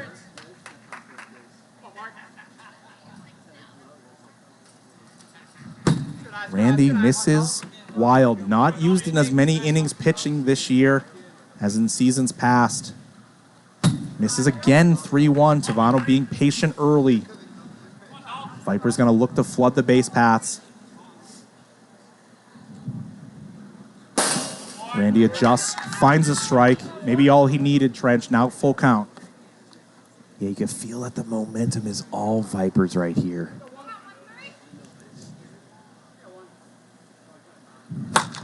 Tavano gets under that one, fouls it back. Want to mention a couple other names that were in that MVP voting. The man on the other side of the field, Kenny McDowell, was the runner-up. Kyle Letter, second runner-up. Amazing seasons from both of those gentlemen as well. Full count from Dalby to swing and a miss, though, from Tavano. And Randy gets the first out in the top of the 6th. That was a huge out to get him as Andrew Miller up to bat right now. These Vipers very pesky to these Lightning today after trailing 5-2. Dalby misses away. Some other guys receiving votes. Austin Topo, Billy Santiwan, Adam Tanek, Alec Hutt, Jake Purdy, Taylor Briner, Mark Tavano, Andrew Leday, Justin Hicks, Ryan Roosh. That's everybody that had at least one MVP vote. Congratulations, gentlemen, on great seasons. 2-1 to Miller. Got hit off our mic, Trent. Sounded a little goofy. 2-2 now. I didn't even get like a quarter vote. Swing and a miss, strike 3. Down goes Miller, back-to-back Ks. Does Dalby. Let me check my notes here. Yeah, check another page. Yeah, I'll look. Back-to-back strikeouts for Dalby. Levi Lawrence steps in. Can't believe that one. 55. Randy ahead 0-2. Maybe it just took that first strike for Randy to get settled in, Trench. It's going to give his team a chance to tie it or win it in the bottom. 0-2 from Dalby to Lawrence. Levi takes inside. 1-2. If the Vipers don't score right here, What do you think, Logan? I mean, the Vipers have to be happy with the part of the lineup they're up against. Swing and a miss, strike 3, and Dalby K's the side. Gives the Lightning a chance to tie it or walk it off in the bottom. We're going to have the 3, 4, Look 5 at Chad hitters. scream at his players, saying, right now, we have to win it now. He knows the longer this series goes on, I think it favors the Vipers a tiny bit, because if the Vipers are going to face a little bit less of the Purdy's and Hallids or Spurs or whatnot, their bats might come alive. Yeah, big part of the order here for the Vipers to be facing 3, 4, 5. Spurrier with 3 home runs yesterday. Can he be the hero, or was it going to be Purdy or Riley or Yuson to extend this game? How many home runs this game? Just one by Hicks? I think that's it. Just Yeah, one so by Hicks. the power hitters are really not doing too much, and I think Spur has to recognize that right now. You don't want to try to get it all at once unless it's just a beautiful pitch, beautiful swing. Yeah, I mean, we talked about it at the outset, the way the wind was today, that it was going to be more likely than not difficult for guys to hit the ball out of the yard. And so far, we've seen that. More manufacturing runs today, walks, singles, a couple of mishaps on defense on both sides. More on the Vipers, though. Justin Spurrier, fantastic series so far. Can he deliver for his team here? First pitch swinging down, misses, 0-2. McDowell, can he close the door and extend this series? Spurrier, base hit over Michael Dean's head, and the Lightning have a leadoff runner. Brings the go-ahead run, and the Gotta winning stand run to up the plate. for this one, Lohman. Jake Purdy, the Cy Young Award winner, steps in with a runner on first and nobody out. Tying run on first. Takes inside. That was a good take by Purdy. Normally a little jumpy on those inside pitches. Hammers that one, but foul over to third base. Rolled over it a little bit. Happy to still be hitting is Purdy. Yeah, these Lightning hoping they could get to Dalby, hoping they could get to Hallid. Down and away, misses. 2-2 now. Purdy, Dean knocks it down. Somebody's got to get there. Michael Dean picks it up to the backstop, and that gets the out at first. Slides Spurrier over into scoring position, and now the tying run is a base hit away. Randy, Dalby, or Bruce will be on deck. Even with a base hit, the Sandvipers can get the throw home in under 5 seconds, so we'll sweat that time. If it is a single, can Riley come through with a big hit here? Tim to left field. Flenty makes the catch, comes in on it nicely as the wind was knocking it down. 1 out away for these Vipers to extend the series with the juice up right now. Bruce, not the same power hitter as we've known him in seasons 3 and 4, but a man who hits the ball hard every time he makes contact. Can he find a hard hit ball through the infield and tie this game? First pitch swinging, Levi knocks it down. Tavano picks it up to the backstop, and we play on. Unbelievable comeback for the Vipers. The Lightning kind of blew their chance there in game number 3. You know what? This one might go 5, Lohman. It really might. I mean, you called it earlier in this game that if the Vipers get it done here, that it felt like the Lightning's chances of finishing the job kind of felt like it had to be here, or it's going to be in game 5 where all the innings reset and anything goes. Cannot wait to see the strategic pitching movements, maneuvers here from both sides. It's going to be some interesting decisions. Purdy, 1 inning remaining. Hallid, 4 innings remaining. Spurrier, 1 inning remaining. So those guys add up to 6 innings. AJ, only 1. Tanek, only 2. And McDowell, 3. So there's 6 innings on that side. So 1, 2, 3 can be used on both sides. We'll see how it shakes out. Join us in just a few.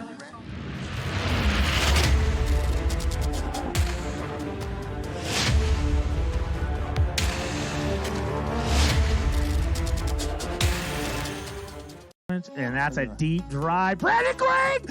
Oh! Taylor Briner! Brandon Gregg, what a catch and play!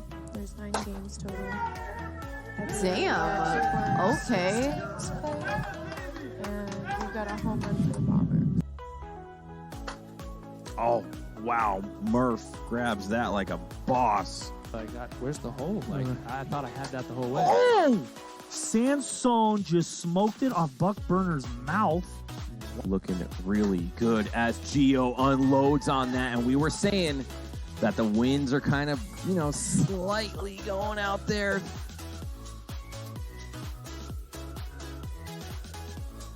That was a ugly looking swing. The bat must have broke there from Murphy. Looks like he's going to go get a new one. Let's take another look at this.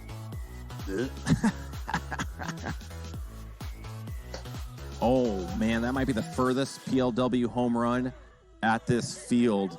Holy cow. And then Hicks flew out. Oh, that's a deep fly ball. That might go over. Oh! It's a fan, I think. Really found his stroke here tonight, and he just smoked that ball. That Left side. Oh, GK with another amazing play. Wow. Day gets under that one. That's going to be a tricky play, but Eder What a catch. lays out with a big play. hit this pitch, and that's ripped by Corral. Manny Patricus, one-handed diving catch, a highlight play. Get the save, and we're good to go. J-Dub mammoth shot to the container. Keep it in. Do not lay one in. Jake Purdy, deep drive, right field. Purdy with the bomb to tie it up. Deep drive, Howland, bat flip, gone! Home run, Tyler Howland, 7-6, Lightning, and they strike again on Tom Gannon. Surfboard out there, waxing it up. She's ready to go, and that goes off J-Dubs. Ripped by Dolby out of here! Home run to tie it up! The Lightning have tied it up! And Randy Dolby wins the matchup between him and Gannon. Oh my goodness, tie ball game! Oh, he hit it off Tanek. Oh my God! TK Rabbit! He did it! Walk-off home run!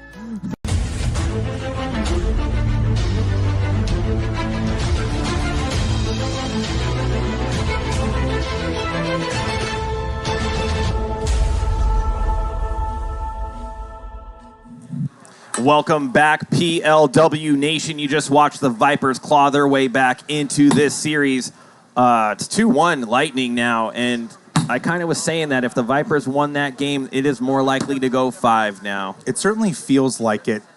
It's a big momentum shift. The Lightning really wanted to finish that sweep, shut the door.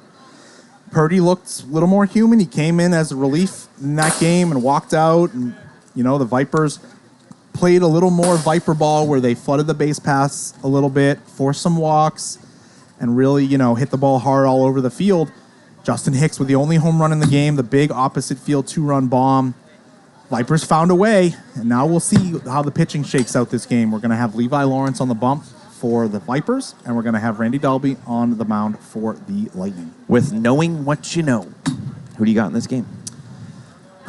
You got the Vipers! It's a tough call. I mean, I still think the Lightning have to be favored in every game just based on the pitching staff. It's so deep, and I know they don't have that many innings left out of their main guy, but we saw what Randy Dolby just did at the end of Game 3. Yeah, but one thing has nothing to do with another. Yes and no. I mean, look, Dolby has played a lot of wiffle ball. He's more than capable of showing up, pitching 3 to 6 innings, and completely shutting the Sandvipers team down. And they have arms like Purdy and Hallett and Spurrier behind it. If the Vipers continue to kind of play the similar style as they did last game and work accounts deep and flood the base paths and, really try to not necessarily have to hit the home run ball, I like the Vipers' chances in that. Yeah, are you going to see some lineup changes on the Lightning side, you think? I don't know. I mean, it'll be interesting. Maybe. Tanek typically does not change what's not broken. If he's got a lineup that's working, and it seems to be maybe that's the solution, he really kind of rolls with it. Almost, I've umpired a lot of Sandvipers series, and when I go over to check on the lineup, Tanek's almost just like same thing. This guy's pitching. He kind of rolls through. So if they got a win, more than likely than not, he's going to have a similar pitching. So, Tanek with 2 innings available. McDowell with 3 and AJ with 1, so that's their 1, 2, 3. They got 6 innings left. Listen, we talk like Levi's invisible. we don't. I mean, I don't want to talk like he's invisible, but I'm trying to compare the current form of Levi versus what we saw last year when he was a dominant pitcher on the Night Owls. He pretty much single-handedly won the Night Owls a lot of games last year, and this year he just quite has not been the same guy. It doesn't mean the skills and the capabilities are there. We'll see if he can lock in. We'll see if he has that sharp cutting 53, 54. But if he has that 47, 48 he was messing around with yesterday, and that's his primary velocity, I think that's a bad recipe for, that's a recipe for disaster for Levi. So we'll see what he's got at the outset of this game. Yeah, that looks like the wind kind of dying down. That may play into effect here in game number 4. But, I kind of figured that the Vipers were going to win that game. It's very hard to sweep in this league. And Adam Tanek, of course, has that mentality of just like, until the last out, last drop of blood, whatever you want to call it, they're not going anywhere. Yeah, I mean, we were talking about Bruce being a guy who's been in this league a long time, and Tanek and Chad being in this league a long time. Levi's another guy who's been in this league since season 1. He came in with his Stoneman team. He's kind of bounced around the last handful of seasons. He's had to stop with the Vipers, and then the Ones, and then he was kind of all over the place. Settled in with the Night Owls, and then he got a trade at early middle of this season and came over to the Vipers. And Levi's having an opportunity to win a championship for the first time. He's been on nothing but teams that have struggled in this league. Levi's got a big opportunity here to be the man, to put a team on his back, come out with a huge pitching performance here in game number 4 and force game 5. He is hoping to step up and be the man to do that. Do you feel like the Lightning are deflated a little bit? I mean, if you compare what they are probably feeling now versus the pregame conversations we had with them out in right field earlier, there's definitely a demeanor change. They were feeling so good coming off that 2-0 day yesterday, 2 high-scoring games for themselves, 8 and 10 runs, respectively, games 1 and 2. They have to be feeling a little nervous, and we'll see if they can just stay settled in, do their thing. First pitch from Lawrence to Dalby. Levi maybe a little over-anxious there. Too pumped up first pitch. If Levi walks out early, then it's a problem. Yeah, 6 innings total available between the other 3 pitchers for the Sandvipers, but Tanek really wants Levi to be that nasty guy. We'll see if he can do it. Not looking great early, though. 2 wild pitches. I'm not swinging if I'm Dalby. Dalby is a fantastic leadoff guy for this team. Has just been on base so often. Tyler Hallett's hit with runners on base. It feels like every time. And a 4-pitch walk for Dalby there. And that just has Hallett with yet another opportunity for RBIs. Tough spot early in this game, Trench. Nobody out for Tyler Hallett with a runner on. I think I have to see a strike first. Nice job by Levi there. 52-mile-an-hour slider. He just has to be able to locate that faster pitch. If he needs to throw 45, 48 in order to locate a strike, he's just going to serve up meatballs to these guys. He has to find that nastiness. Tries to go screwball there. I think I'd throw that one more time, try to catch that outside. 1-2 to Hallett. Hallett rolls it over, knocks it down, does plenty. Levi up to Tavano, hangs onto it, gets the force out, does retire the out at second. Hallett reaches first via the fielder's choice. That's a victory for the Vipers for sure, forcing Hallett to roll over a ground ball. Here's Jay Spur. Brings up Spurrier, runner on first, 1 out. Levi begging for another ground ball here against Spurrier and see if they can maybe turn it and get in the dugout. Misses away first pitch. And low, 2-1. Yeah, I'm sitting back. If I'm Jay Spur, you got to get into Tanek. You got to get into AJ and walk these guys out. Does the double clutch right there. Usually doesn't play into his advantage right there. 3-1. Yeah, floats it in at 34, just trying to find the pan, but misses. Spurrier feigning bunt, trying to mess with Levi a little bit. Levi does find that slider at 47. Spurrier clearly had the red light, but now full. Looks like Riley on deck. Maybe Chad liked what he saw out of Tim, moving him up into the 4 hole instead of Jake. But Levi misses wide, done. and just like that, Trench, he can't get out of the first. Here comes Adam Tanek on the mound, and he's going to have to use one of his innings early, and they did not want that to happen. Yeah, Tanek with only 2 innings remaining in this contest has to use one here in the first inning. But I don't blame him for being the man to come in here. He's got to get out of this jam early. The Vipers do not want to play this must-win game from behind. Riley, a strikeout and a ground ball candidate, though. Maybe the right guy in the right spot for Tanek to face here. But we also know Tim's MO of being able to leave the yard at any moment.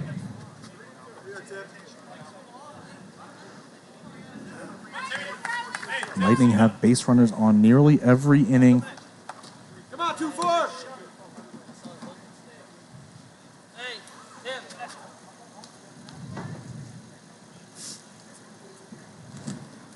And for Riley, he's got to think anything but a rollover right here. Yeah. Strikeout's better than a ground out. Try to elevate line drive here. Don't let Tanek's funky mechanics or changing arm motions, mess you up. Stay locked in. Can Riley come through? Swing and a miss at a pitch down and in. Yeah, this is going to be advantage Tanek right now. He's probably going to give that no-look 61. Head 1 and 2. Goes sidearm. Down and in 52. I kind of liked that call. Kind of expected that to happen. 2-2 now. It's good to see Tanek staying light out there, even in those big moments, Trench. 2-2. Riley stares at it. 50. And he's got a backwards K. Huge K from Tanek there to get the second out in the inning. And Purdy and Riley did swap in the order. Jake Purdy have a chance to give his team an early lead. 2 runners on and 2 outs. Misses inside. Bruce on deck for the Lightning. Purdy swings and tips that one inside. 1 and 2. 1 pitch away from getting out of this jam is Tanek. Can he do it? Purdy fights that one off. 4-season veteran Jake Purdy, all with the Lightning. Looking for his first title. Gets under that one, kind of in no man's land. Miller calls it. They all call it. All 3 guys wanted that ball. Tavano came up with it. Either way, it's 3 outs, and the damage is not done. Mark my words, these Vipers are going to score a plethora of runs this inning. That's a big call, just based on who they're facing on the other side. It's hard to assume that any offense is going to score a lot of runs against this pitching staff. But we'll see. The momentum is definitely on the side of the Sandvipers now, Trench, after that last game victory. I mean, everything rides on Dalby, just like it kind of was riding on Tanek that inning. Now it's up to Dalby. If he can't stay in this game, then who do they go to? Yeah, they have innings available. 1 out of Purdy, 2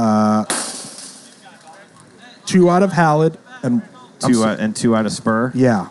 Or I'm sorry, it's 5 total. He's got 4 out of Hallett, 1 out of Purdy, 4 out of Hallett, 1 out of Spurrier. 1-4-1. Purdy, Hallett, Spurrier. So Dalby, he's got to get through this. Yeah, so Hallett's mostly going to be their guy this game, or Dalby. So Dalby and Hallett are the 2 guys we're going to mostly see this game for the Lightning.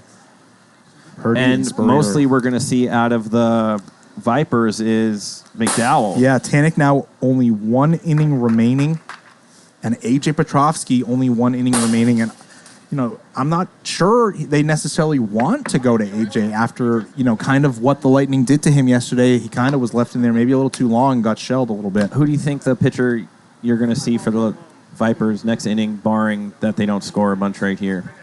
I think McDowell. I think, I think Tanek doesn't want to use himself right now. Yeah, and I think he'll go out, go give McDowell an opportunity to start an inning and, really get settled without having to come in a jam. So...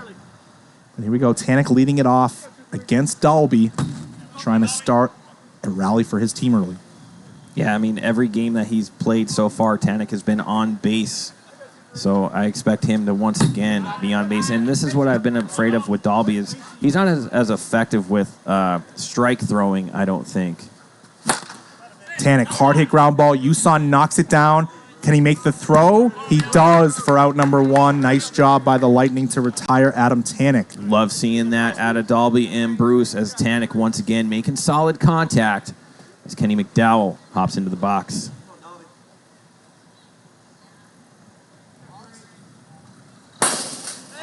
Man, that looks hot, and it comes in at 52. Does that look hot to you? Yeah, that one looked definitely hotter than 52, but managed to read well under did Dalby's pitch there. If that's looking at 52, he could really gas it up. 59 there, though. Maybe just a little deceiving up there because that pitch looks similar. 1 and 2 to McDowell. He's sitting on 49 total home runs for the year, regular season and postseason. He wants that big half-century number. That might be something that will never be broken. Incredible. 50 in a regular season and postseason. Dalby misses away, though, and now it's full to McDowell. Big pitch coming. Kenny fouls that one back into the zone. Catcher drops the first one, as we say. Full count.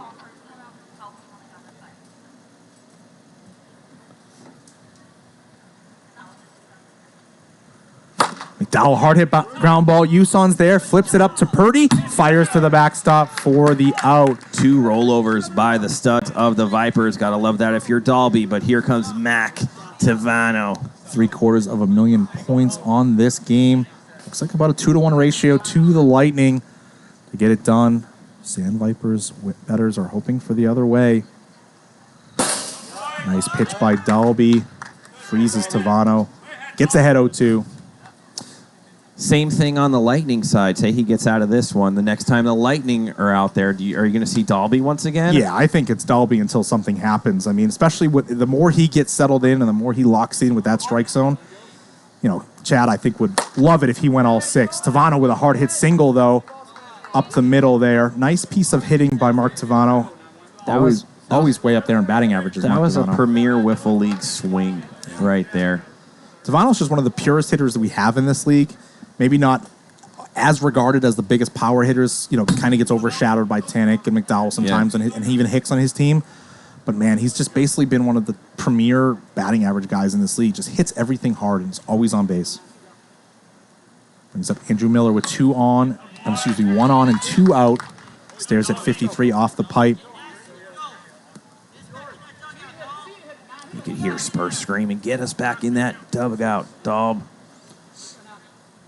1 and 2 from Dalby to Miller. Low. It's 48. Woo!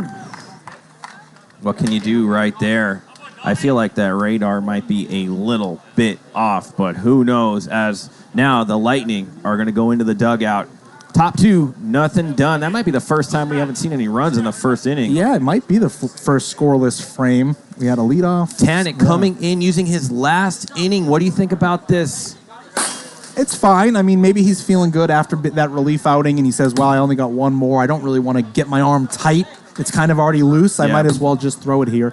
He is a man of 46 or 7 years of age. He will be 46. Yeah, so he's 46 years old, you know, so it maybe takes him a little longer to get loose. Had that last inning to loosen up his shoulder, and he's ready to finish his 9 innings over these first 4 games. And he might be thinking, like, listen, I don't want to give these Lightning any momentum whatsoever. I kind of had their number last inning. Let's see what's going on as people are calling out that radar tripping. Yeah, I think GK just went down there. Maybe he's made a small adjustment. Sometimes if it's just a little off kilter, it doesn't quite read properly. But we'll get it straightened out. I think we're good now. Scoreless after 1 here in game number 4. Must-win game for the Sandvipers. We're playing a best-of-5 championship series here. Played 2 yesterday. The Lightning won both games 8-3 and 10-6. Those 2 scores. Sandvipers grabbed game number 3, 6-5. Here we go. Bruce Uson stepping in, the number 6 hitter for the Lightning. Tanek missing inside. Bruce looking to be a leadoff guy and put a batter on for the top of the order. Bruce, hard hit ball. Tanek knocks it down with his foot. Has to hustle in and just flips it off the strike zone for out number 1. Nice job retiring Uson there. Facing now the top of the order in Randy Dalby. What a shot by Bruce. Even better play by Tanek's left shin. 132 viewers hanging out with us on Twitch for this championship series. Thank you for tuning in, guys. Happy to be here. Look, thought maybe we'd see a sweep, Trench, but we're playing more whiffs. Yeah, nothing in my mind said sweep. Dalby rolls one over to Dean, knocks it down. Flinty as we do see that defensive adjustment to start this game, Trench, Flenty going to be playing shortstop here, looks like, maybe for the duration in place of Levi Lawrence. Yeah, I don't mind that at all, as Levi looked a little bit out of sorts playing short. Brings up Tyler Howard, maybe for the first time with nobody on base. Feels like he's had runners on every time. 2 out, nobody on. Tanek maybe feels a little more free to face Howard with nobody on. You figure it's going to be hard to hit the ball out. Even if he hits a hard hit double, it's not the end of the world. Tyler's the one guy that could muster it through this wind for the Lightning. And then with the fact that this is Tanek's last inning, it's fine to walk Howard.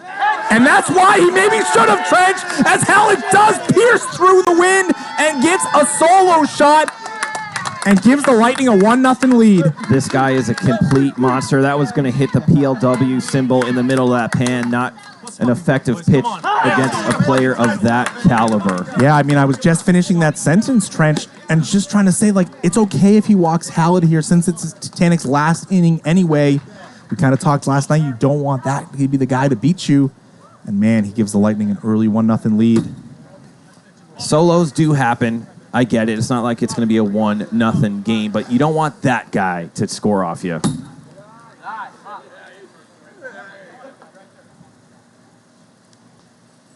Two, 1 now. Spurrier gets under it. Can Tavano get there? He cannot.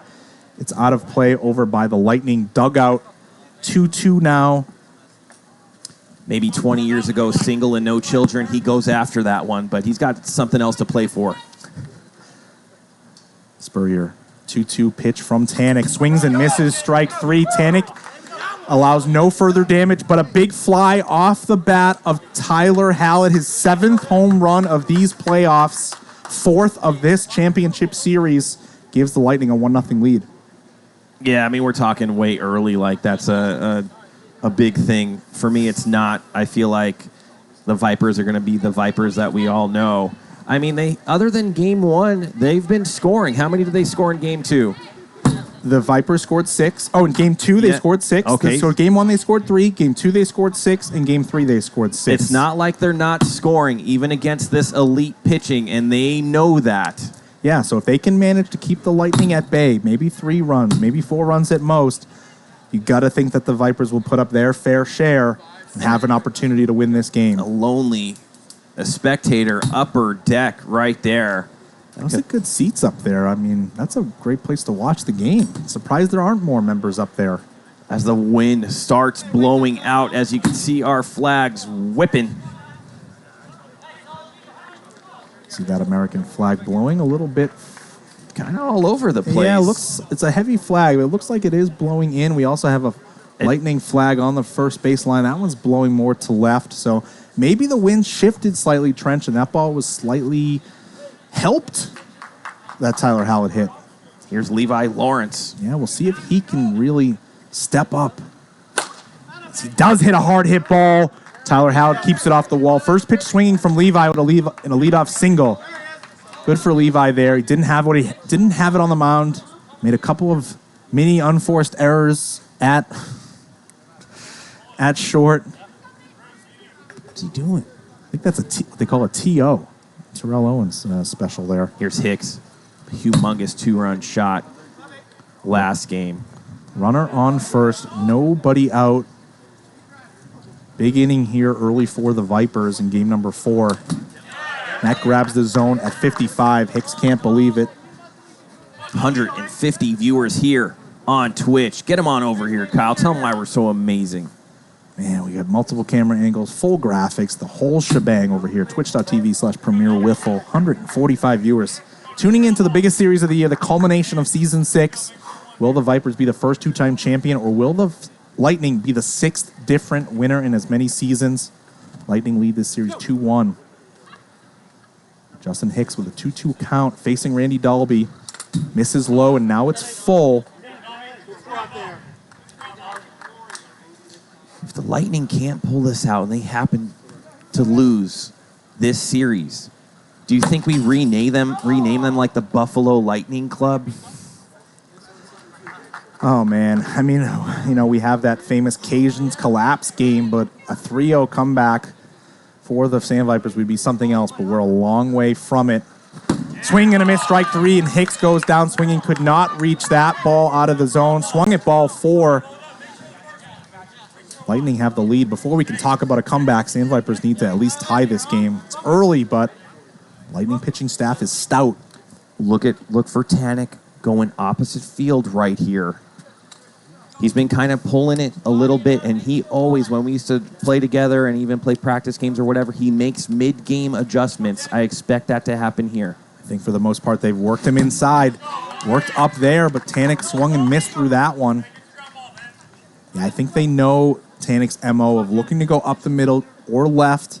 They kind of want to jam him a little bit. Looks like we have a couple spectators from WIFFLE Down Under, a new show that PLW is going to be putting on in the off season. Make sure you get your WIFFLE points going to maybe grab a poster. Tanek with a hard hit, base hit to the right side. Can Howard come up throwing and get it to third in time? He does come up throwing, but it's wide left, and it's going to be first and third for the Sandvipers with one out, with Kenny McDowell up to bat. And Trench, it just feels like it's just a matter of time before this guy finds the right pitch. And what do we have here? A quick hook in the second inning. What do you think about this move? I do like it. Purdy with 1 inning remaining. He's their biggest strikeout guy, and McDowell has just not had it against Purdy. I think Purdy so far has had McDowell's number big time. And I think Chad knows it and wants to have Purdy in there in this spot against this guy. Man, big moment. I was thinking they'd save Purdy for maybe another moment, but this is pretty primo spot for him. Yeah, Purdy's last inning of availability in these first 4 games is right here. Do you make the same move, Kyle? I think so. I mean, I would have absolutely started Randy and just tried to get him to go as many innings as possible, especially facing the bottom half of the lineup. You know, and now he's given up 2 hard hit balls, and he got... Oh, look at Kirby dancing. Oh, snap. You know, he got Hicks striking out. Got Hicks striking out on what would have been ball 4. So maybe Dalby didn't quite have it this inning, but now you got your strikeout guy. Here we go. Jake Purdy to face McDowell. And grabs the pipe at 55, and he gets the head 0-2. It's been all Purdy against McDowell. Can he come through again for the Lightning? Swing and a miss, strike 3, and Purdy does his job and K's up McDowell. A huge second out here in the top of the second. Man, Purdy doing what Cy Young Award winners do, as he's going to have to face Tavano, who's been seeing the ball real well all series long. Yeah, bottom of the second here as we've flipped, and the Vipers are the home team. They will have last ups if need be. Purdy gets ahead of Tavano 1 and 2, looking to K him up and get his Lightning back in the dugout with the lead still. Good move by Mark Tavano right there to settle down Purdy. Swing and a miss, strike 3, and Purdy does his job. Back-to-back Ks of McDowell and Tavano, and the Lightning retain the lead. Yeah, he's a done deal for this series. Now they got to go out and win it for him as he cleans up everything that Dalby had him in. As you can see, Jake Purdy looking flashy with that Cy Young Award-winning card right there. Yeah, the Cy Young Award winner doing what he does. A.J. Petrovsky going to take the mound here in the 3rd inning. His final inning of work for these first 4 games, so he's all done. So after AJ, it's pretty much just McDowell and Flenty left. Yeah, remember they roughed up AJ last time they faced him. They're gonna remember that, and they're gonna use that to their advantage today. Yeah, we'll see if AJ can make some adjustments. He's going to face a more advantageous part of the lineup for himself. I believe it's going to be Riley, Purdy, and Yuson, as Spurrier made the last out in the 2nd. Top 3. This game is cruising along. I feel like it's going to be, obviously it's going to be a nail biter the whole way. Nobody's really showing me that they're going to jump ahead 8-2, 5-1. I mean, they were up, 5-2 in game 4 or 3. Yeah, it was 5-2 heading to the top of the 4th, I believe, and then the Sandvipers got 4 to make it 6-5. Tim Riley swinging at the first pitch he sees from Petrovsky, fouls it back. Maybe it was up and in. Petrovsky gets the lead and is ahead 0-2 on Riley. Swing and a miss, strike three. AJ with a huge punch out of Tim there. That was a great pitch by AJ. Kind of had a weird release. It was like some kind of knuckle, but it didn't knuckle. Yeah, AJ's pretty much the most over-the-top pitcher we have in PLW. Some guys have adapted three-quarter arm slot, sidearm arm slot, even slightly submarine at times. AJ mostly over the top. Swing and a miss for Purdy. That's 3 straight swings and misses from these Lightning batters against Petrovsky. Haven't seen him yet today. It's good to see AJ hitting that pan on that drop ball. 0-2 from AJ. Over grips that one a little bit. Spikes 58 into the dirt.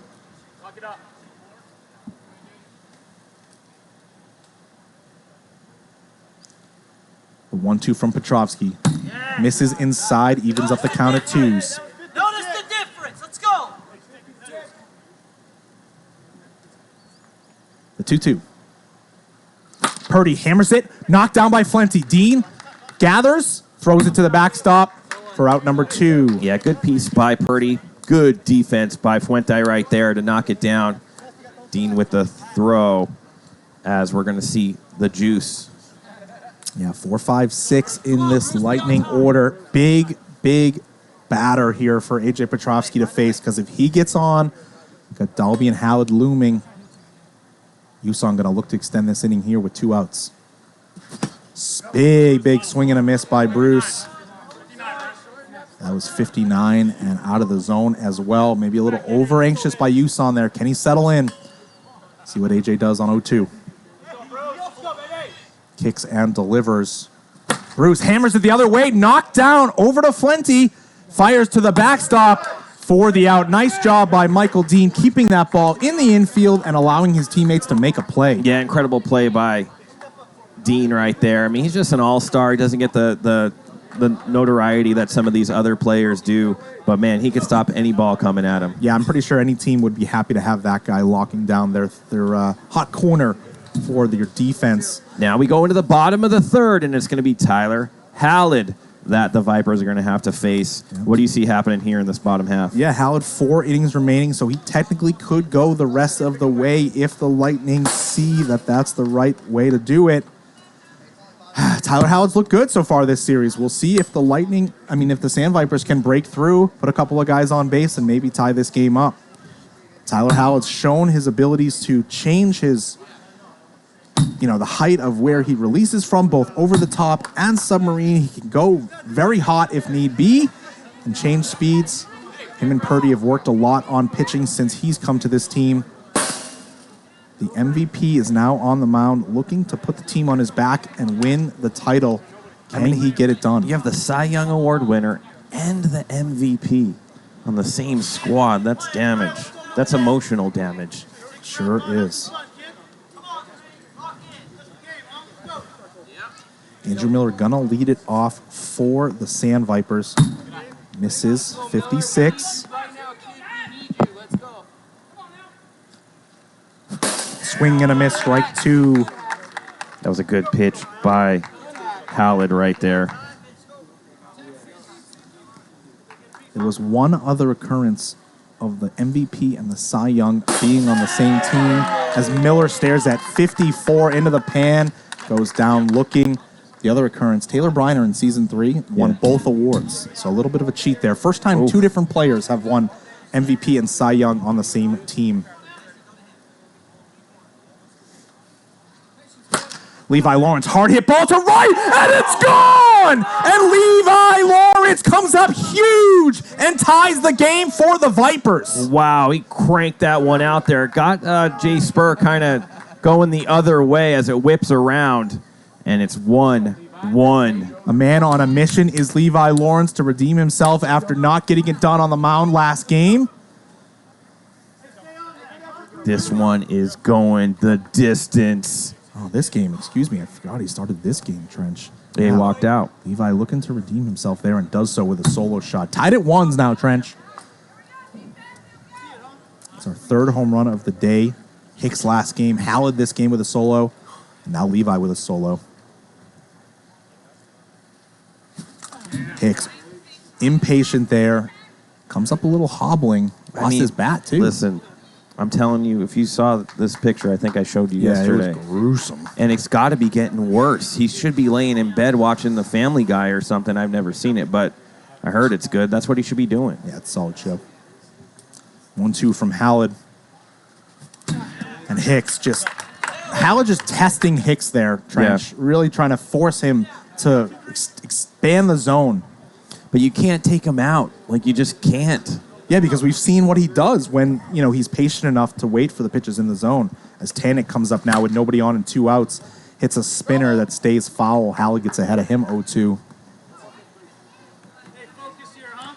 Yeah, maybe Hicks just trying to do a little too much. See if Tanek can pick him up.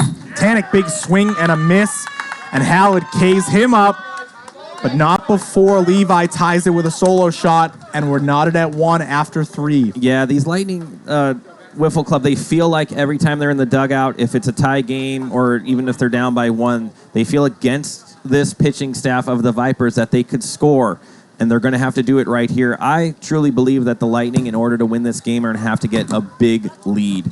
This one-run tie ball game, the balances go towards the Vipers for a team that could blow it open faster.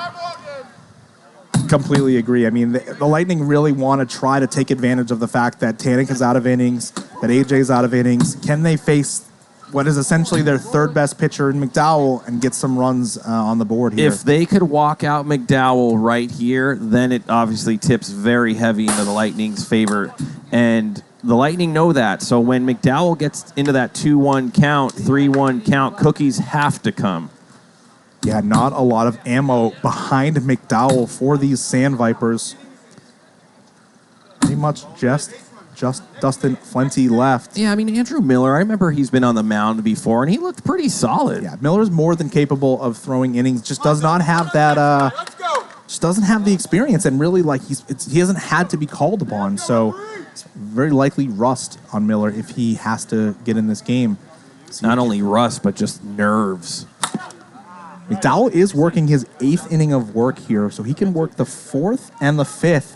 The Sandvipers will have to come up with somebody else that is in their top 4 to pitch that last inning. Randy Dalby deep to left. It's out of here! The 6'6" best player west of the Mississippi does it again, Trench. Yeah, that ball went through all 15 states that the Mississippi runs through as he gives the Lightning a 1-run lead. 3 solo shots in this game. He released a grunt on that one, and that's as the most vocal I've ever seen him be. I heard that as well. He gave that swing everything he had. And that's what it's going to take when you drop bombs like that because of the wind. You have to muster everything you have, unless it's like a Hallett piercing one. Hallett gets under this one. It's staying Not an inside. easy play. Levi called it the entire way. Ended up just behind the infield. But Levi saw it well the whole way. Grabs it for out number 1. Man, Levi went a long way to get that ball, Trent. He started by the wall and ended up 1.5 feet behind the infield line. It's rare to see somebody come in that far to make a catch. I guess you just have a line on it a little bit better. I'm always a fan of outfielders calling off infielders. I think he's recognizing that Flenty's not as experienced in the infield. 161 viewers here at the finals, game number 4. As a great pitch by Kenny Mack freezes Jay Spur, as we're going to see a fan favorite, Joey Franklin. Yeah, Franklin getting an opportunity to pinch hit here for Tim Riley. Didn't quite have it in his last at-bat. Will Joey be the spark? Hard hit ball up the middle. Flenty knocks it down, scrambles, and throws it to the backstop. Nice swing by Franklin, but not enough to get through the infield. But a solo shot off the bat of Randy Dalby, and the Lightning are back on top.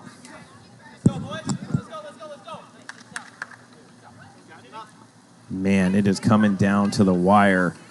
I still believe that these Vipers, other than last game when they did score that 4 runs, but I think it was questionable calls on the Lightning side.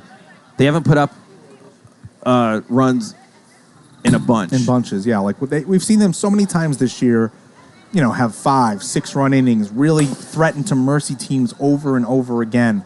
Are we really going to see a series where they kind of don't do that? But I mean, this is the finals. You have the 2 best teams in the league here facing off, battling for it all, and it's not the bottom half of the league. And I'm not saying that they didn't do some damage against the top half of the league, but the chances of it go down when you're facing the quality of arms that you are with the Lightning here. The MVP Tyler Hallett on the mound right now. He can go the distance. Can he finish this job now that his team has the lead again? Coney Runnels doing work in the chat. Here's Kenny Mack. He would love to do a bat flip right here. He's 1 home run away from 50 home runs in the regular and postseason. I still would be shocked if this guy comes up empty today. Can he come through against Hallett? 56 down the middle. Another pitch I would think Kenny would be swinging at. I don't know. Maybe he's just not seeing it as well off the arms of these Lightning. Oh, he's going to see it. Gets under this one. It's drifting, but it's staying in the yard. Purdy's under it. Woo! Ooh, kind of rolls off his hands, but he manages to hang on. That's why outfielders come in, because those are the types of catch mechanics you're going to have when you clutch it from the infield. When you're outfield, you're just going to run in, catch it normal. Brings up Mark Tavano. Nobody on. 1 out. Tavano, hard hit ball up the middle. Almost a mirrored image of his last plate appearance. Trench, hard hit single right up the middle there. And I think that's what the Vipers need to do is instead of going for these long balls and all whatever they're going for, just do that. Tavano, such a pure hitter. Miller the same. Hasn't quite come through yet today. We'll see if he can break through here. Other than I think he had a 2-run shot in game number 1. It was either a 2 or 3-run shot, I believe. Who? Miller. That in game 1, that was Tavano. Oh, Tavano? Yeah, but Miller did have at least 1 home run yesterday. Solo shot in game 2, I think. 2-1 count. Hallett. Miller, hard hit ball, foul. 2-2 now.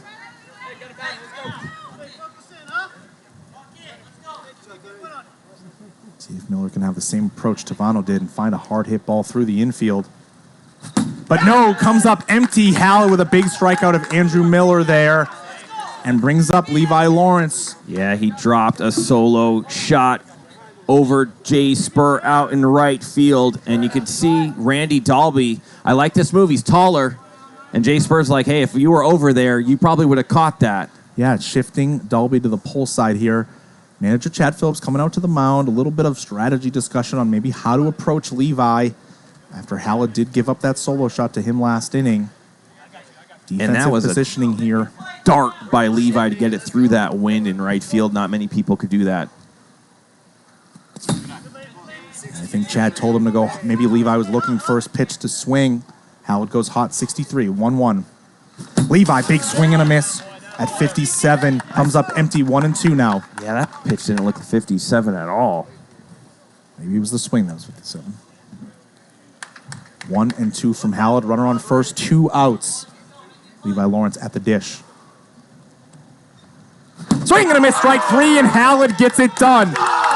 Thwarts any damage from the Sandvipers, and the Lightning hold on to a 2-1 lead heading to the 5th inning. Yeah, I believe that the Lightning have to stack up some runs right here. They really do. But Kenny Mack looked pretty good on the mound. Other than that Dalby solo shot, they are battling it out. This is the last inning for McDowell. Confirmed last inning for McDowell, so he's going to leave it all on the table here. I believe we have the top of the order. I can see down in the Lightning dugout right now, Justin Spur, you're rallying the troops, bringing everybody in, saying, let's go get it done here, boys.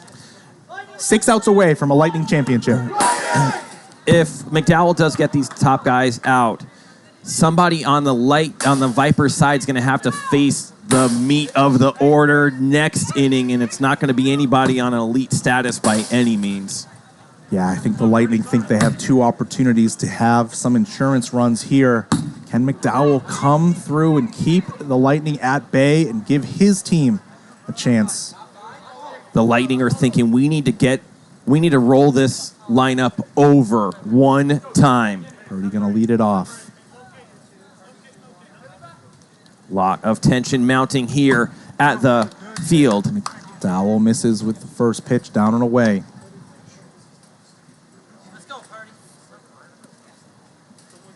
Joey Franklin made the last out in the last inning. Pinch hitting for Riley. We got 5-6-1 here. Good take by Purdy right there. Gets ahead 2-1. The best scenario for the Lightning is a walkout by McDowell. Oh, absolutely. Force Flenty or Dean or Miller to have to throw 2 innings. Oh, mine. It's all red light if I'm Jake Purdy right here. Put that bat on your shoulder. Give McDowell a walk. McDowell has shown the ability to come in around 51 and throw a strike when needed. Can he do it here? 50 in the pan. Oh, man. That's what studs do here. PLW. Full count. Last inning for McDowell. Purdy gets under that one. Line drive to Levi Lawrence in left, and he handles it for out number 1. Great pitches by Kenny Mack right there. Keeps his walks at 0. And here comes the juice in his probably biggest spot of his career to try to give the Lightning a little bit of insurance. Hard hit ball by Yuson right at Flenty. Stands up, fires it to the backstop, underhanded. 1 pitch, 2 outs now for the Lightning. McDowell 1 batter away from getting out of this inning and giving his team a chance to tie it in the bottom of the 5th. But he's going to now face the top of the order in Randy Dalby with a big, powerful solo shot. Last time up, Randy sees that one, grabbed just a tiny piece of the zone at 51. Man, it's going to be a showdown between these two in that 6th inning. So far, Dalby winning the battle between McDowell and Dalby. Randy spits on those 2, evens the count at 2s.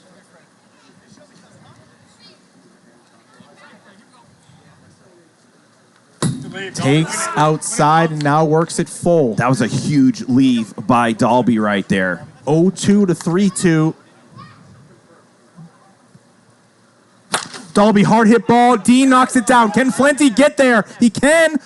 To the backstop and in time for the outs. That was so huge for the Vipers. Can Hallett come out here in the bottom of the 5th and ice him one more time?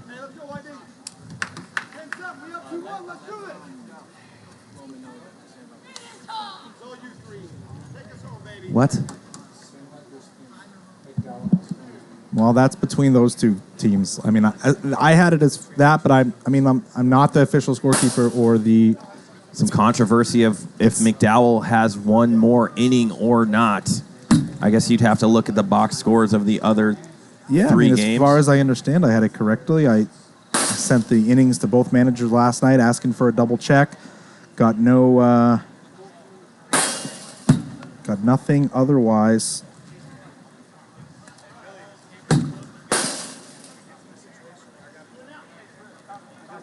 Lightning up 2-1 here in the bottom of the 5th. And Hallett's going to have to face part of the lineup that does produce runs.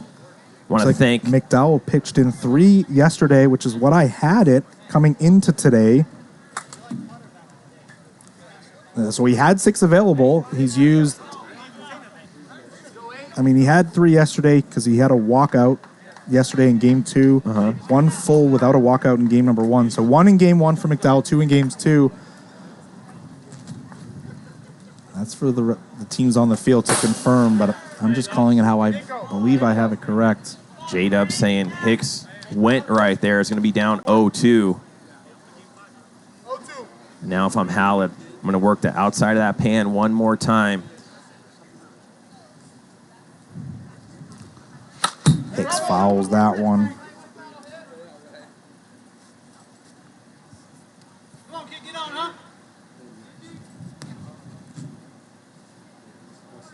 And McDowell used 3 innings last game. Tanek for 3 and McDowell for 3. And McDowell's pitched in 3, 4, 5. 1, 2, 3, 3. McDowell's used 9 innings by my count. If they have a different number, that's going to be between the 2 teams on the field. Here's Adam Tanek knowing that this might be his last at-bat unless they could score some runs here. And he knows it. Expect a hot shot out of him. And he does. Fly ball. Purdy on the move. Says, I got it.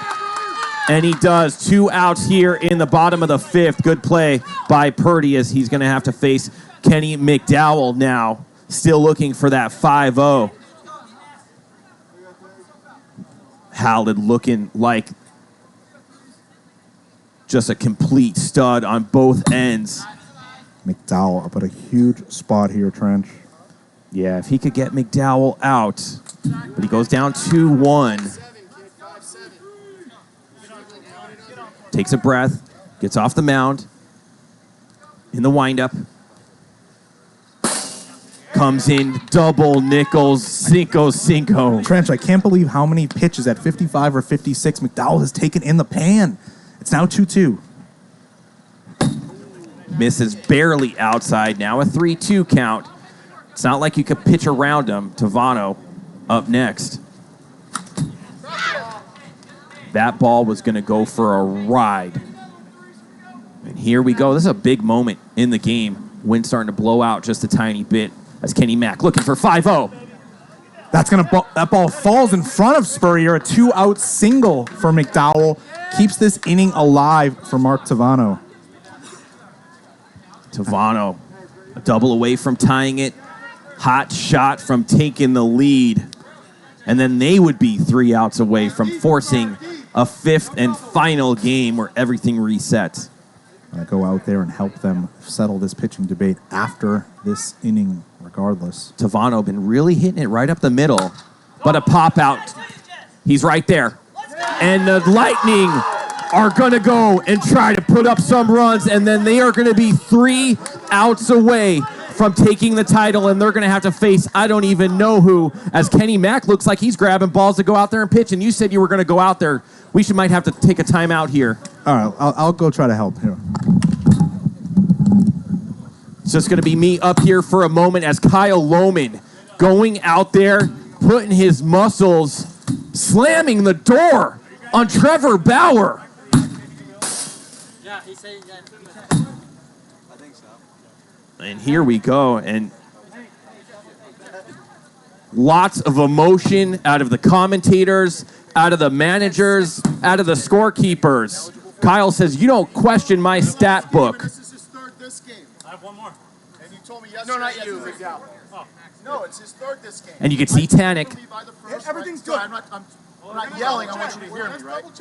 So I came in for Levi in the 1st. Listen to this. And then I completed the 2nd. He completed the 3rd. He came in the 4th, 5th, now 6th. That's 3. You might have missed AJ. Okay, no worries. I threw a complete game last game, 2 in the books right now. Looks like it might be right. It might be Kenny. I did. I threw 4 in the 3rd in the first game. His 3rd, right. Okay, we're good. Okay. What happened out there, Lohman? I saw it got a little heated between you and Tanik. Not heated. He was just speaking up so I could hear him. Just a confusion in the, I believe, the 3rd inning. And Petrovsky came in, maybe a pitching change we missed in the scorebook. Tanik finished the 1st, pitched the 2nd. Petrovsky pitched the 3rd. And now McDowell's been 4, 5, and now 6. So now we have McDowell's 6th inning. Apologies for calling that incorrect. But can Kenny McDowell now finish the job here for the Vipers and give his team an opportunity to tie it or walk it off in the bottom? But he's going to have to get through the most valuable player in Tyler Hallett here first. Yeah, but listen, Will, Lohman's just not an announcer. Somebody school that person. No, I'm not going to waste the time. McDowell misses twice. 2-1 now here. 3-1 from McDowell to Hallett. Maybe he wants nothing to do with Tyler Hallett here. I don't really blame him. Yeah, but you also don't want to get... I mean, I don't blame him either. But McDowell with 1 walk is a different pitcher for sure. Because he knows after him, it could get dicey. Hallett taking all the way and does work a 4-pitch walk for a leadoff base runner for the Lightning. Justin Spurrier up now.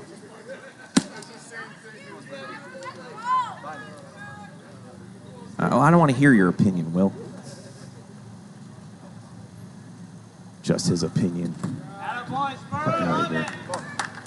Spurrier takes a ball there. McDowell, 5 pitches, cannot find the zone at the moment. Spurrier gets under that one. Tavano looks like he can handle it, but it's blowing around in the wind. No, he cannot handle it, Trench. It drops down, and an extra out given by the Vipers defense here. From a gold glove to a cotton glove. Very awkward spot there. Tavano was first going back to his right, and then he kind of had to turn to his left because of the wind pushing that ball towards the right field line. Could not come up with it. If I'm Joey Franklin, if I'm Joey Boombots, I gotta look up the middle or left side. He is a ball player. First and third, nobody out. Even on a ground ball here, the Vipers will have a decision to make whether or not to attempt a double play, because an attempted double play with nobody out automatically scores the run from third, even if they hit the strike zone. Big moment here for Joey's young career as he takes one almost to the head. I think it did tip off the back of his hat there. This young kid, the adrenaline must be just coursing through his whole body right now. 1-1 to Joey. Gets under that one. Fouls it back. McDowell ahead 1-2. Really looking for a punch out here.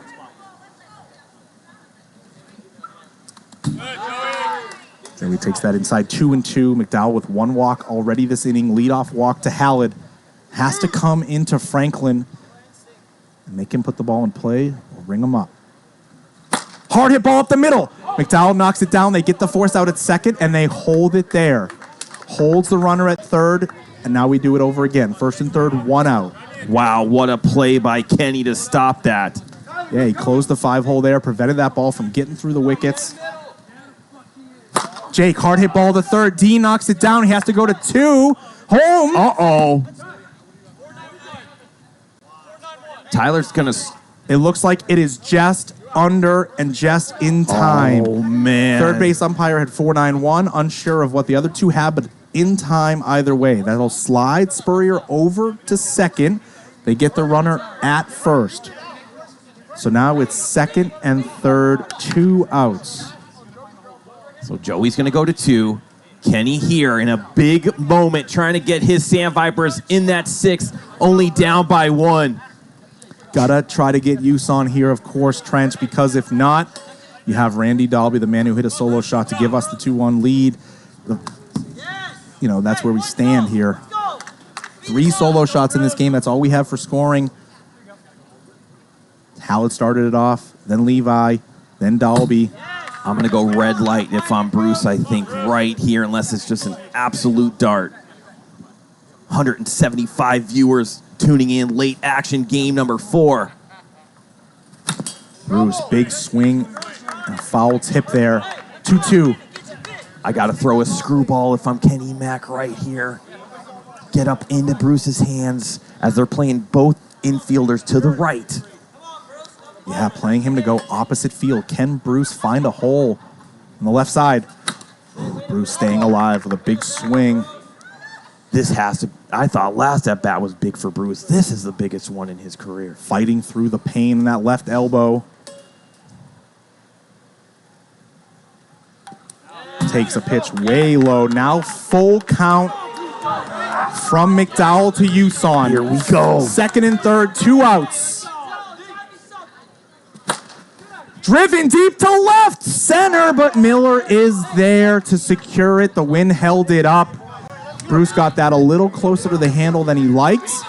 And is Tyler Hallett going to be the MVP that we know that he is? Hallett's last inning of work, and it's the last inning of opportunity for the Sandvipers. They need a run to continue their season right here. Look at Kirby just ecstatic for this game. The Lightning fans out there in right field, hands on their head, nervous bunch. Yeah, we got it. Lightning dugout, feeling it. They know they just need 3 defensive outs. They have their man on the mound. It's going to be Miller. It's going to be Levi. It looks like Hicks has a bat. Yeah, I think that's 4, 5, 6 here, Trench. What do you think, Lohman? We predict games pretty well.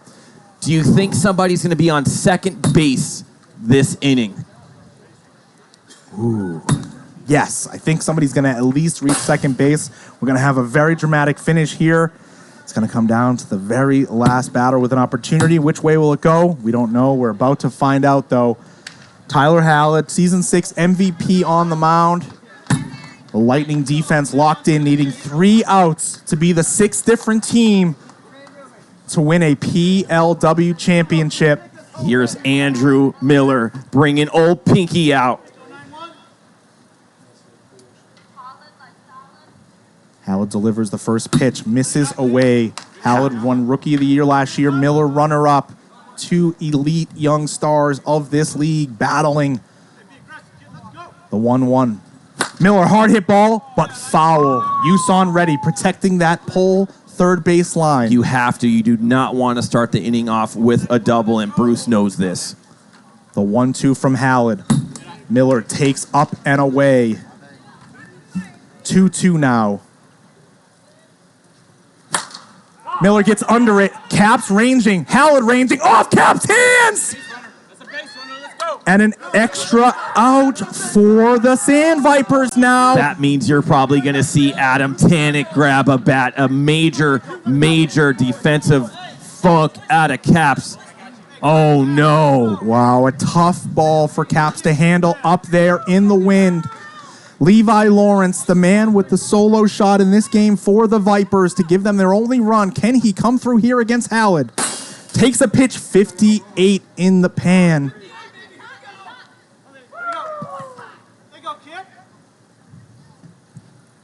Levi, another pitch down and away. 2-1, the advantage, Lawrence. Big swing out of Levi, chases ball 3, but evens the count at 2s, does Hallett. Biggest pitch coming for Tyler Hallett right here. They really believe in him. You can see the Lightning believing in their MVP, believing in their Rookie of the Year. The 2-2 from Hallett. Levi spits on it, down and in, and it's full count here. Runner on first, nobody out in the bottom of the 6th. Game number 4 in the PLW championship. Big moment. Levi takes ball 4, and the Vipers are in business. Runner on second as predicted. First and second, nobody out. And we have the tying run at second and the go-ahead winning run at first. Listen, Justin Hicks, in the pain, in the grueling pain of life, after changing a light bulb. If a base hit comes here, the Lightning can get it home in under 5 to hold the runner. But a double or better wins this game for Hicks right here. First and second, nobody out. Hicks, hard hit ball through the hole. They're going to go to home in time. 4-6-2. That is sure as heck going to hold the runner. 4-6-2. They got it to home. And now the bases are loaded. Nobody out. You got a speedster and Andrew Miller at third who could tag on a fly ball. You have your owner, manager, legendary Sandvipers player Adam Tanek stepping up to the plate. A single will win it for the Vipers. A devastating error by Jesse Caps early in this one has produced as the wiffle ball gods once again leading the way. A base hit will tie it, and they'll try to hold the runner. Tanek walks it off with a grand slam! We're going to game 5! I mean, who else better to do it than Adam Tanek? And I'm telling you, ever since they won game 4, you could almost put it in the bag that the Vipers are going to win, forcing a game number 5 one-pitch wonder, grand salami, Adam Tanek. Absolutely cold-blooded swing off the bat of Adam Tanek. Unbelievable inning for the Sandvipers. A dramatic comeback in the bottom of the 6th. And we're going to a best-of-1 game 5 to decide it all, Trent. Unbelievable. Defense wins games and defense loses games. And poor Caps out there knows that he might have cost them a championship. Yeah, the extra out started that rally. A leadoff error, and then a walk, and then a single, and then the absolute tank job by the commish, by Adam Tanek. God. And we have one game for it all, Trench. Innings reset. Anybody can start. If you walk out, you're done. But Purdy can go the whole way. Tanek can go the whole way. Here we go. How do the Lightning recover from this one? Man, I think they have to just recognize that they still probably have the advantage. They have all of their arms. They have the Cy Young Award winner going to the mound. They have the MVP batting second and leading this team. The Lightning have to dig deep and know all they have to do is do what they do, win one game and find a way. The Vipers got all the momentum though, Trench. It's hard to fight momentum. We'll see how it plays out when we get back.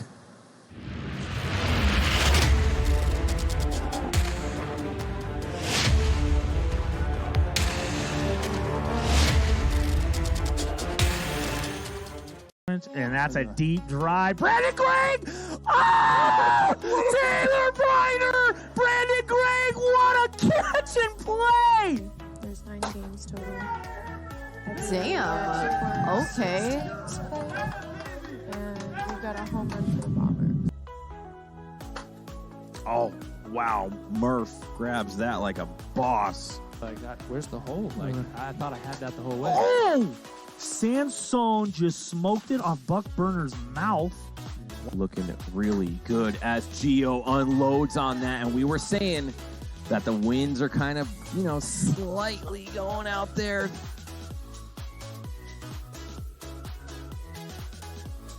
That was a ugly looking swing. The bat must have broke there from Murphy. Looks like he's gonna go get a new one. Let's take another look at this.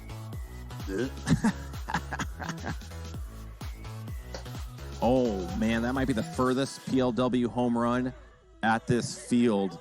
Holy cow. And then Hicks flew out. Oh, that's a deep fly ball. That might go over. Oh! It's a fan, I think. Really found his stroke here tonight, and he just smoked that ball. That Left side. Oh, GK with another amazing play. Wow. Day gets under that one. That's going to be a tricky play, but Eder What a catch. lays out with a big play. Hit this pitch, but and that's ripped by Corral. Manny Patricus, one-handed diving catch, a highlight play. get the save, and we're good to go. J-Dub, mammoth shot to the container. Keep it in. Do not lay one in. Jake Purdy, deep drive, right field. Purdy with the bomb to tie it up. Deep drive, Howland, bat flip, gone! Home run, Tyler Howland, 7-6, Lightning, and they strike again on Tom Gannon. Third board out there, waxing it up. She's ready to go, and that goes off J-Dubs. Ripped by Dolby here! Home run to tie it up! The Lightning have tied it up! And Randy Dolby wins the matchup between him and Gannon. Oh Tie my game. goodness, tie ball game! Oh, he hit it off Tanek. Oh my God! TK Rabbit! He did it! Walk-off home run!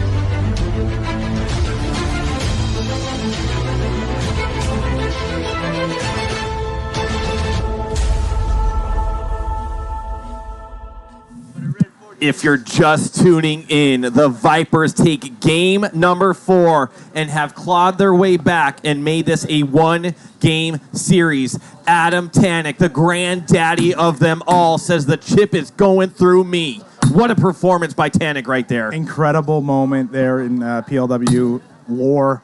Just the man who helped start it all, the man who started it all, the man who runs this place, hits the walk-off grand slam in order to send his team to a decisive Game 5.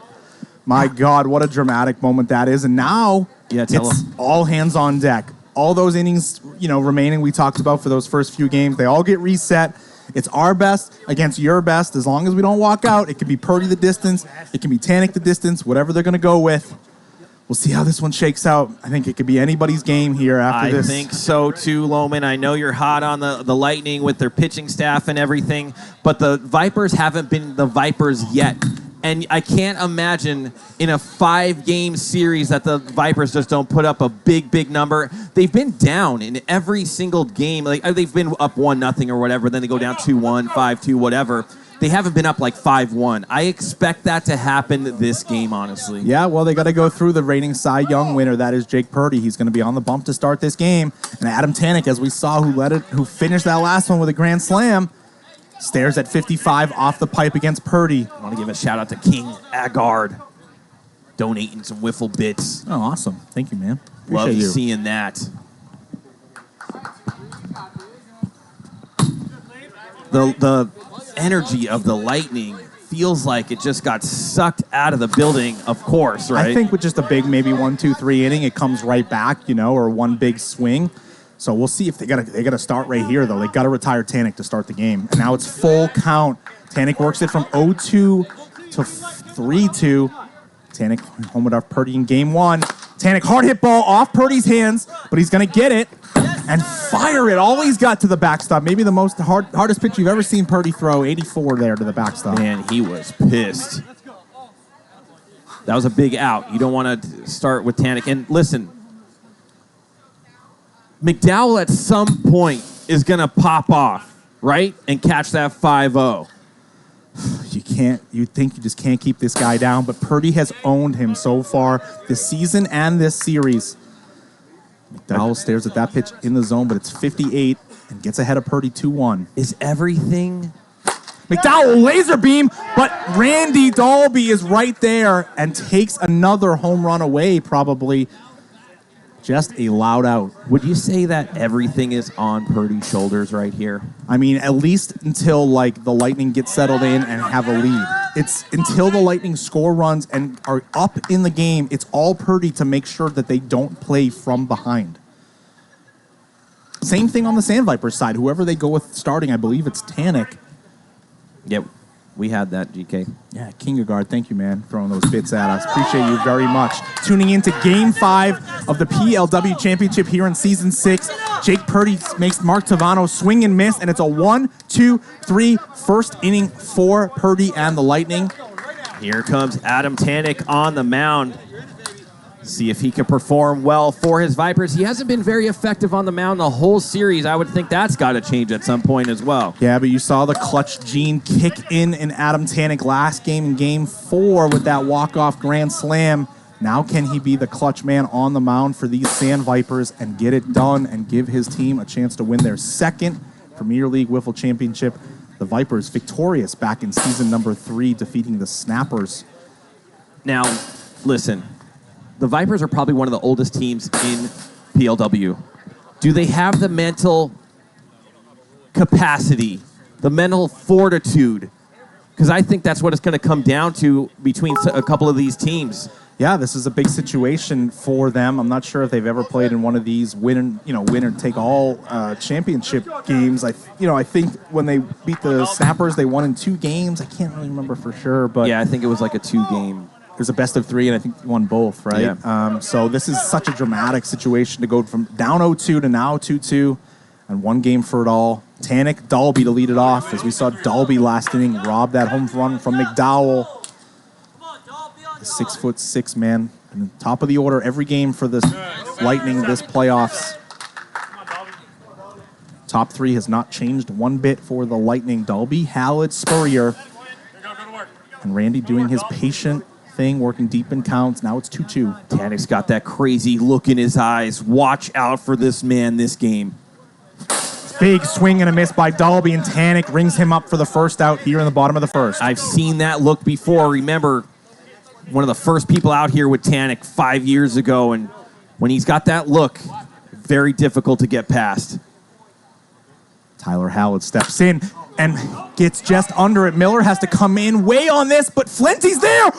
Oh my goodness, they kind of bumped and he bobbled, but he secures the out. Miller thought he had that, but that ball just got held up so much by the wind, Trench. Flinty gets it done. Not as clean as years past today for the Sandvipers on defense.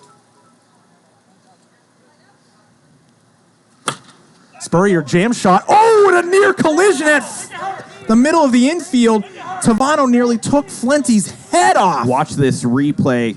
They came in like torpedoes coming in at each other. Oh my goodness, Flinty's hat got knocked off. He's lucky he's not knocked out on the field with a collision like that. Here's Joey Franklin up to bat now, runner on first. And Joey with a hard hit ball when he pinch hit last game. It came up empty. See if he can find another hard hit ball through the infield or maybe that wide open center field gap. Yeah, I was going to say that. He kind of likes to hit it out there. Goes the other way. And it does trickle past the line. Step on third. And it's over. Flinty wasn't aware of having needing to step on third there to prevent Spurrier from moving over. Joey Franklin coming up clutch city as now Jake, who's up? Bruce. Bruce is up right now. Looks like Bruce slid up from the 6 hole to the 5 hole here. Purdy's going to move down to the 6. I really like Bruce in the 6 spot there. Kind of a little more because he was having such good at bats leading up to the Dalby Hallett duo. If he could just roll over, it's a guaranteed base hit. Yeah, he's got that whole open left side. It's amazing how everybody tries not to roll over, and the one man in the league we're saying roll over. Swing and a miss, strike 3, and Tanek gets out of the jam. Game over. Wow. Game over. Whoa, that is way too early to call that. It's game over. Trench, you have the Cy Young Award winner on the other side on the mound. I'm telling you, Tanek's got that crazy little twinkle in his eye, that wiffle twinkle. Until I see at least a 1 next to the Sandvipers, this game is far from over. 1-0-0, scoreless first frame in the deciding Game 5. Jake Purdy going out there for second inning of work. Look at all those wiffle ball points. And this is the first game that it's on the Vipers. Yeah, much more even there. Sandvipers slight edge, 482 to 405. This might be one of the best series in PLW history. I mean, we've only done this best of 5 championship for 3 seasons now. Vaders took it over the Ones in 4 games in season 4. Cajuns last year against these Lightning in 4 games in season 5. Was extremely dramatic all 4 games, but man, this one is something else to go to a 5th game here today. Feels like we're going to have an emotional finish either way. Andrew Miller steps in against Jake Purdy, gets under this one. Purdy wants it. The wind you could see there, that one started right up the middle trench and then drifted more to Purdy's right. That's a serious wiffle ball right there. It's going to be 1 out here. Top 2, Levi Lawrence. Levi rolls over to that one. Back to Purdy. Back-to-back outs for Purdy. Handling it himself. 5 up, 5 down for the Sandvipers thus far. Brings in Justin Hicks. That's funny. Here's Justin Hicks. See if Hicks can be a little more patient than he has the first couple of games, Trench. And if he really settles in, we'll see like another home run out of him or another hard hit ball. When he gets a little over anxious, that's when this injury is really hampering him. 2-1 from Purdy to Hicks. Man, it's amazing when he needs to come up with a pitch, he does. Yeah, 4 seasons of just being the man for the Lightning on the mound. 2-2 now from Purdy to Hicks. And a nasty screwball, but Hicks fouls it into the zone. Catcher drops the first one. 2-2 again from Purdy. Hicks lays off, works it full. Big pitch here now with a full count. Nobody on and 2 out. Hicks hard hit ball over to Uson. pushes it over to Spurrier to the backstop in time. And 2 scoreless frames put up by Purdy, and the Lightning are going back to work on the offensive side. Yeah, the longer this game goes on, it's going to favor the Vipers. I think everything rides on whether Purdy's going to walk out or not. If he gets in walk trouble, then the Lightning are going to get in trouble. Basically, the Lightning are facing, it doesn't matter if it's Tanek, if it's Petrovsky, if it's McDowell. It's kind of the same to them a little bit. But it's different. The Vipers to Purdy. Maybe. Maybe. Like, I know they did just hit a walk-off off Hallett, but Hallett and Spurrier have had amazing seasons pitching and have done great things so far in these playoffs. I think they'll be the Lightning will be very happy with any one of those 3 guys on the mound, but obviously they would rather have the Cy Young Award winner. I think we're going to see both pitchers go into the 6th inning. That's a bold call. How about you guys in the chat? When do you think Tanek will leave this game? When do you think Purdy will leave this game, if anything? Give me a number out there. Give me a bunch of guesses. Purdy takes 55 right down the middle. 0-2. Tanek gets ahead. When Tanek is ahead, he is deadly. And he knows it. 172 viewers watching this decisive Game 5 of the Season 6 PLW Championship. The 0-2 from Tanek misses inside to Purdy.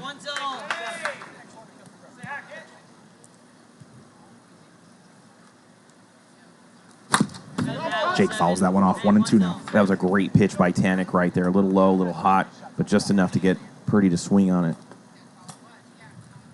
Purdy, a hard hit ball right at McDowell in left. That one just would not dive and stayed up the whole time. McDowell handled it. Out number 1. Come on, Dalby. Make someone make a play. Y'all making some good contact. They're going over the wall soon, Dalby. I think it's you. Oh, let's go. Right here. A lot of room in left center right there for Dalby. But rolls one over to Flenty, knocks it down. Tavano's going to come in and grab it, fire it to the backstop. 1 pitch. Jamie Dalby retired. Brings up MVP Tyler Hallett with nobody on and 2 out. Yeah, let's see what happens. Another matchup here. Tanek. Hallett popped out last time. It was a bare miss. Hallett takes the low in 56.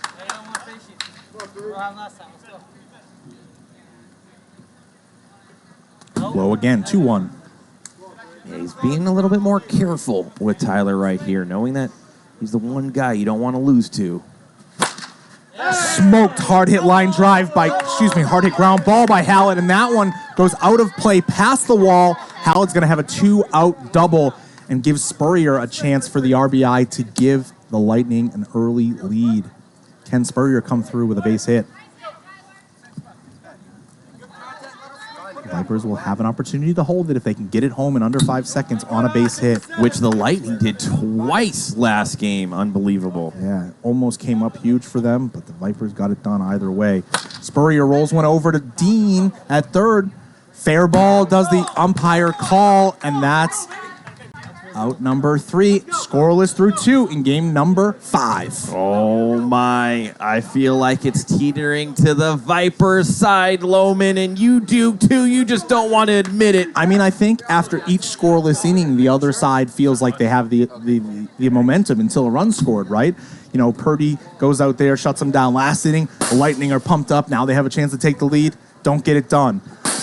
Tanek goes out, shuts down the Lightning. Now the Sandvipers are back up to plate. Now we can take the first lead. Now we feel like we got the momentum. Yeah, the reason why I feel like it goes to the Vipers a little bit is their bottom half of the lineup is completely different than the Lightning's bottom half. Anybody could pop off for a solo shot or a 2-run bomb on the Viper side, but not so much on the Lightning side. It's definitely more powerful, that bottom half of the order, but Justin Hicks hasn't looked exactly the same today. Did have that amazing opposite field home run, and Andrew Miller hasn't quite been himself yet today, so we'll see if that bottom half of the order can come through for the Vipers, but it's the top half that Purdy has to worry about this inning.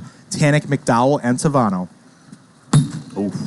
Good pitch. Good layoff by Tanek right there. Purdy with more of a casual wind-up there. Misses at 54, 1-1 to Tanek.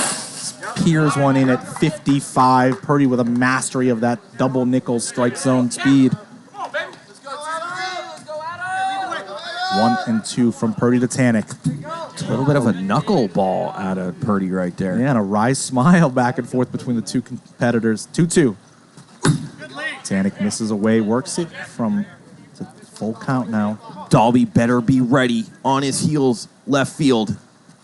And that misses, and that's one walk against Purdy and a leadoff base runner for the Vipers.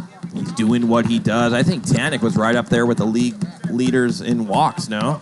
Always is. He's just a guy who works deep in counts and forces you to throw strikes to him, and when you do, he doesn't miss them more often than not. McDowell fouls that one back 0-2. Purdy takes away. Leday saying if the Lightning blow this, nobody in the league will forgive them. 2-2 now to McDowell. Big pitch coming here. Purdy working quickly. McDowell rolls one over. That's fair. They go to second. Caps hangs on. Chucks it to the strike zone. He's got 497. Max has it a little high. We have an average situation. Gonna be safe at first. Out at 2, safe at first. Fantastic play all around here, I think, Trench. Bruce let this ball go fair. Amazing one-handed catch by Jesse and holding the bag to get that out at second. Jesse gave it his all, chucking it to the strike zone. They're going to have to look at this one. 497 and 513. How's that? 503. Chad, 503. Yeah, one's an out and one's a safe. So Point 6. No, you cannot challenge 0.6. That's your rule. no, Billy Tontiwan says it's happened 12 times this year. Looks like they're going to try to maybe review these times. I'm not really sure. Yeah, Wilson's going to go underneath and maybe time these 4 or 5 times. I think it's going to be under 5. What do you think? Well, there must have been. It's clearly extremely close. And this might be a scenario where he times it 5 times and you got 2 over, 2 under. It's going to be tough to average it. I mean, it's going to be maybe a call stand situation. We'll see what they come up with. What's going on with the ruling right here? He says you can, you can't. What's the deal? To be honest, I don't think it's as defined as we would like it to be. I've heard Chad say if the stopwatches are within a certain amount, then the times are reliable and unchallengeable. But that's not something we have documented. So GK there with the stopwatch. You could see him dialing it in. yeah, it's not really a documented rule. If we can review the play, it's fine. And honestly, it doesn't have to be challenged. It can be between the umpires to just decide, okay, we're not sure about these 3 times. Maybe the third stopwatch was far enough off. 4-8. What is that? 4-8-4 and 4-9-1. That's going to be an out. We're seeing multiple stopwatches of under. I don't know if we had other times as well on multiple replays. We'll see what they come up with, Trench. I mean, it was smooth. It was a slow roller, but a great job by Jesse to grab it and chuck it as hard as he can and hit the strike zone. If that hit the backstop, it's definitely over. But the fact that he grabbed the strike zone is huge. All right, here we go. Umpires back out to the field after further review. We have at least 1 out at second. Do we have the second out at home? After an official review, calls overturned, averaged out to 487. Averaged out to 487, so maybe we had 1 wonky stopwatch in there. Double play turned by the Lightning. Oh, the equalizer right there. That was a big double play, and you don't see Kenny hitting those too many times. Massive. What massive a throw play by Jesse. Basically just flailing it out there. It there. says 70 miles an hour. I mean, Jesse reared back and gave it all he's got. But here we go. Got to reset. Nobody on 2 out. Mark Tavano facing Jake Purdy. And it just looked by everything that happened that play, it'd be over.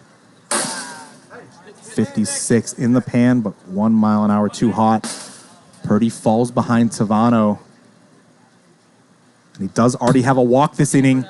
I'm all red light. If I'm Tavano, I have to be. As great of a hitter as he is, game plan has to be to work. Oh my goodness, he did not have the red light there, Trench. I wonder if that was going to hit pan or not. I think it was. It kind of was right down Broadway in full count here now. Tavano, deep to left, and the Vipers have a 1-0 lead off Jake Purdy. I'm telling you, these Vipers. Wow. There's no way that you don't have the Vipers winning this game. You cannot recover from stuff like that. Look, the momentum is huge, and we see the Vipers have all of it here. But the Lightning will not go away quietly. You know that. Jake Purdy will continue to lock in here and do what he does. It's amazing what happens when you fall down in a count 3-2. Such a different approach. getting ahead 0-2 or 1-2, and such a different approach as a pitcher. Now he's behind Miller 2-1. Got to be careful with Miller. He got bailed out of that one. You can hear Miller say, "Oh no," during the swing. Miller swings and misses. But Solo Mark Tavano shot. does the damage. Might be, you never know, Trench. Could be enough. It's early, but the Vipers have the first lead of the game either way, 1-0. Here we go. Man, Lightning trying to charge their dugout up. What a series this has been.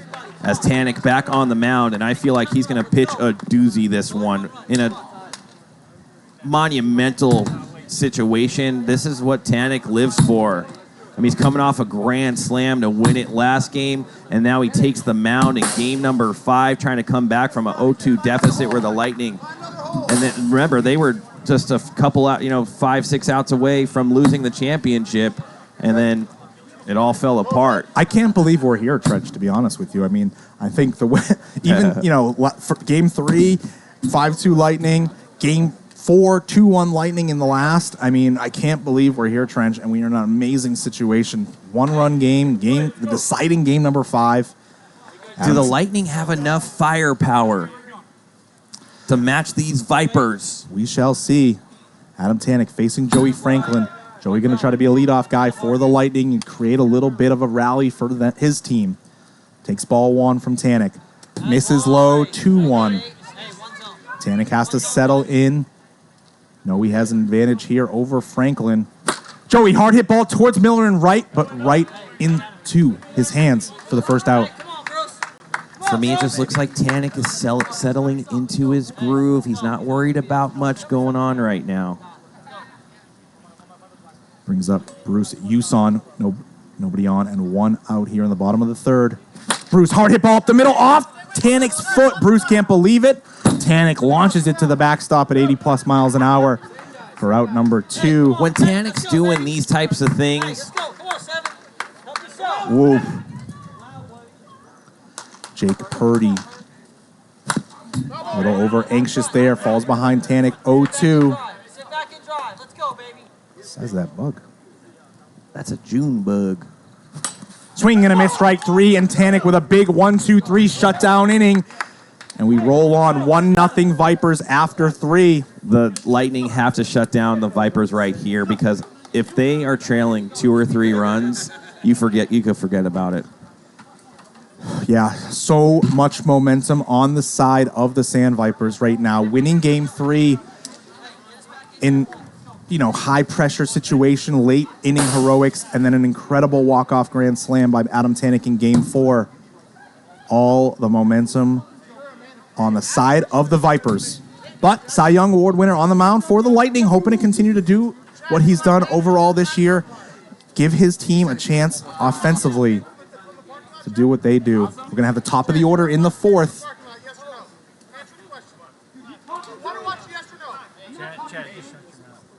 We're going to have the top of the order here in the 4th for the Lightning and in the 6th. So we still have a lot of drama to go here, Trench. But we're going to have Levi Lawrence facing Jake Purdy to lead it off.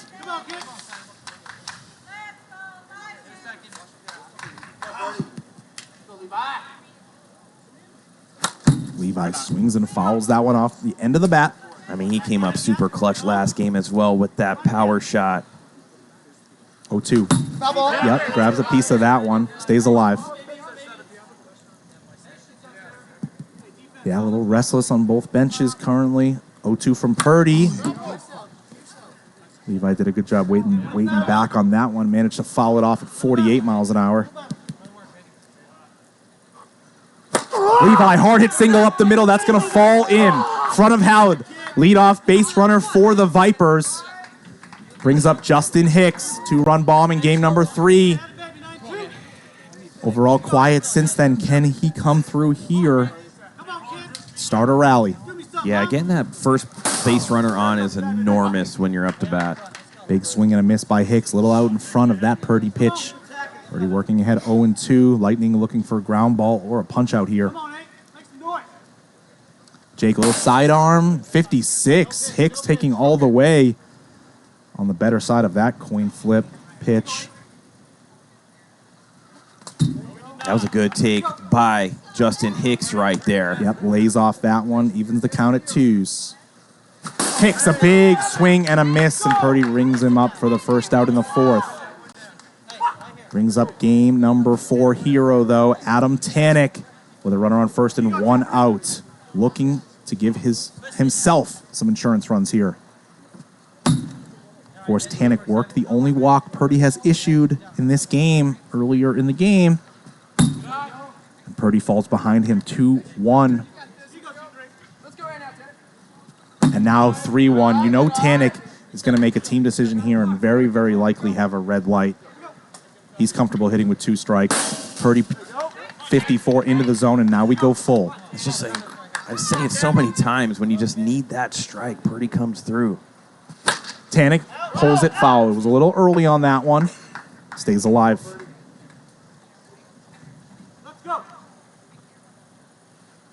Tanek deep to right. Howard gets up and robs Tanek of a home run.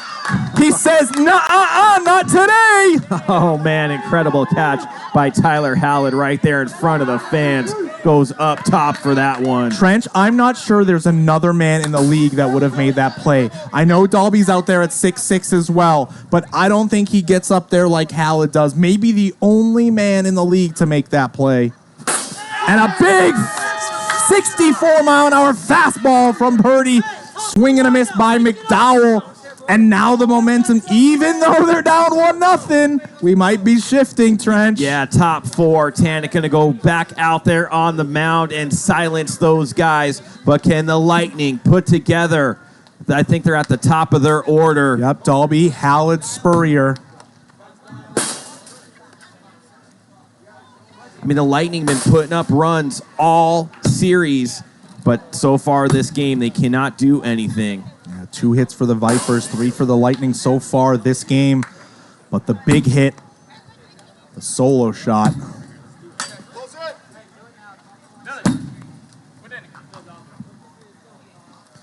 We were expecting a nail biter this whole way, this whole series. I know a lot of people thought that the Lightning were just going to sweep through or win in 4. I never thought that.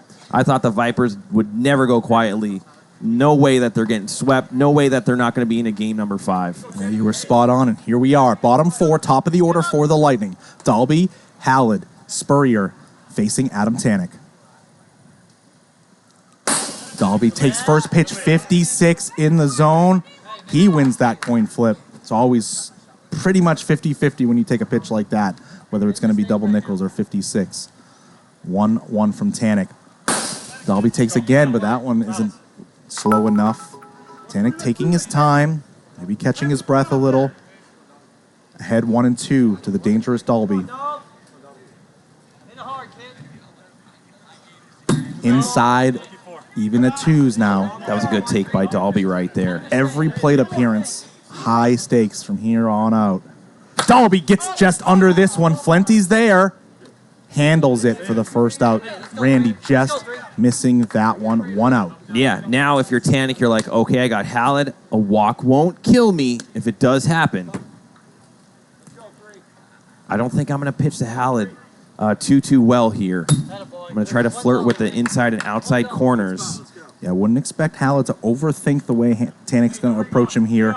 Just going to trust his instincts. See ball, hit ball. The 1-1 from Tanek. Yeah, I don't mind that.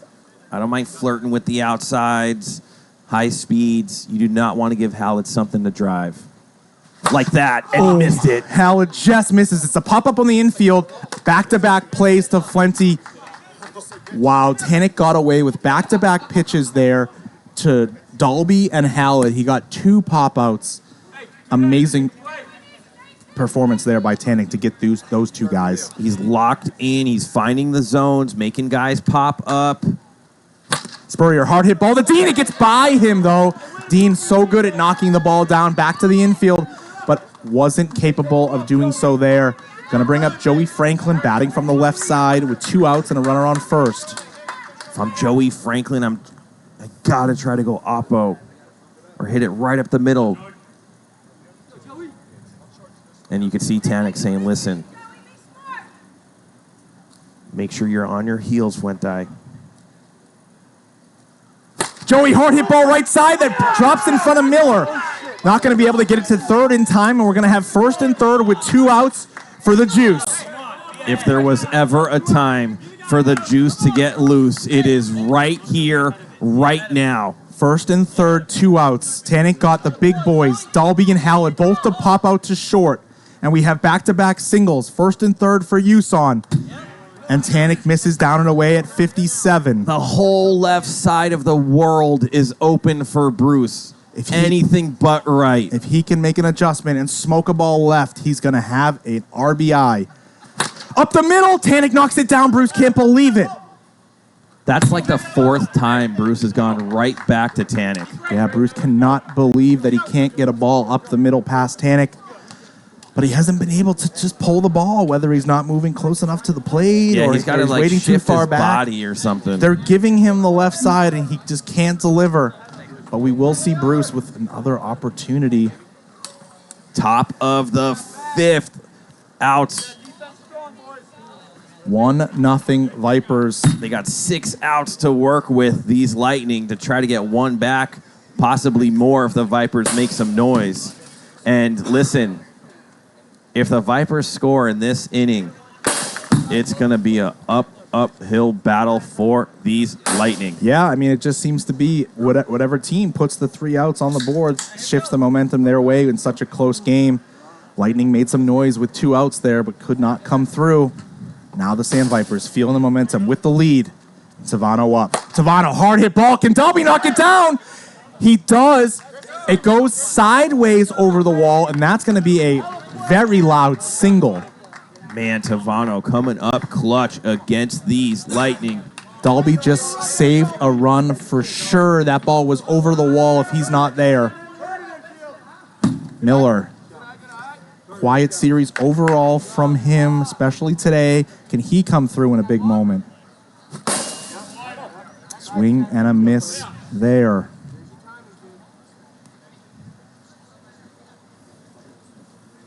At some point, Miller's got to do something. Caps, can he make a play? And he does. Caps with a crucial drop last game. It's more than crucial. Inning. It's championship crucial. Levi Lawrence steps in. Runner on first, 1 down. Facing Purdy, takes ball 1 in.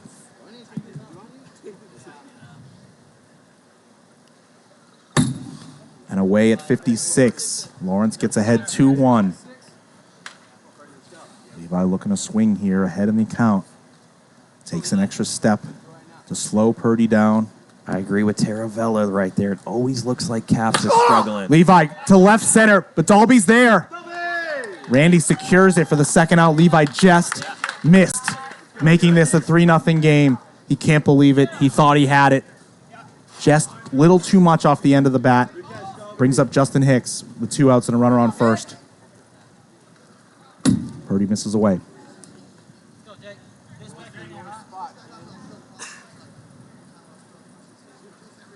Inside, 2-1 now. Uh-oh, watch out for Hicks popping off right here. He knows he's going to get a pitch to hit.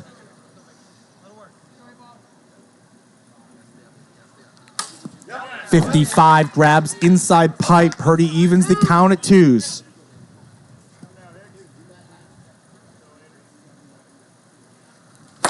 Hicks deep to left, way out of here, and it's 3-0 Vipers in Game 5. I told you that Justin Hicks 2-0 was going to do some damage on a pitch to hit, and that might have been the nail in the dagger in the heart for the Lightning Wiffle Club, and you could see them heads down, knowing that they're going to have a tough time against these Vipers. Man, they're up against it now, trailing 3 runs here in game number 5 in the 5th inning.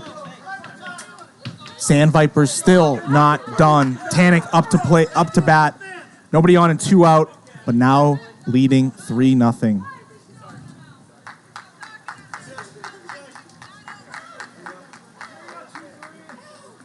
Tanek taking an extra beat as well. I wouldn't be surprised if I see back-to-back, but he barely misses that. Randy calls it and secures it for the 3rd out. But no momentum shift back to the Lightning now, Trench, as it's 3-0 Sandvipers, and they are 6 defensive outs away from hoisting the trophy and winning Season 6 PLW Championship, their second in their franchise history. Listen, I don't have favorite sports teams or anything like that. Anytime I watch sports, I only watch it to see how teams, their mentality when they have leads, how they deal with situations. I love watching sports teams like that.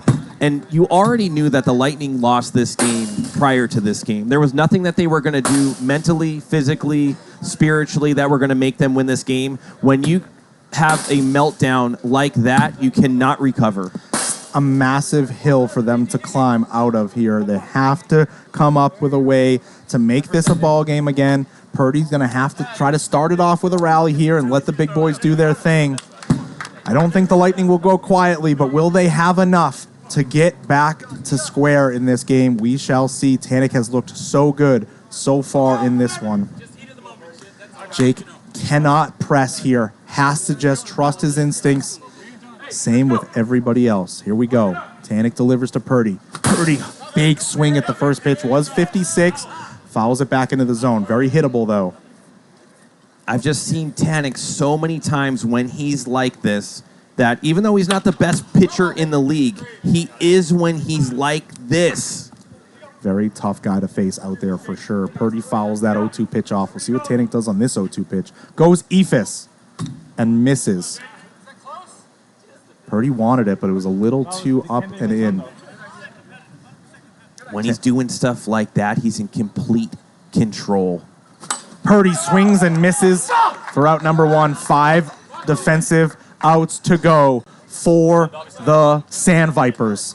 But now we roll the lineup over to the top of the order. And Dalby, Hallett, and Spurrier. It's go time for the Lightning. Can they deliver? Yeah, this might be their last at-bats of the season. Dalby gets under that one. Miller's there.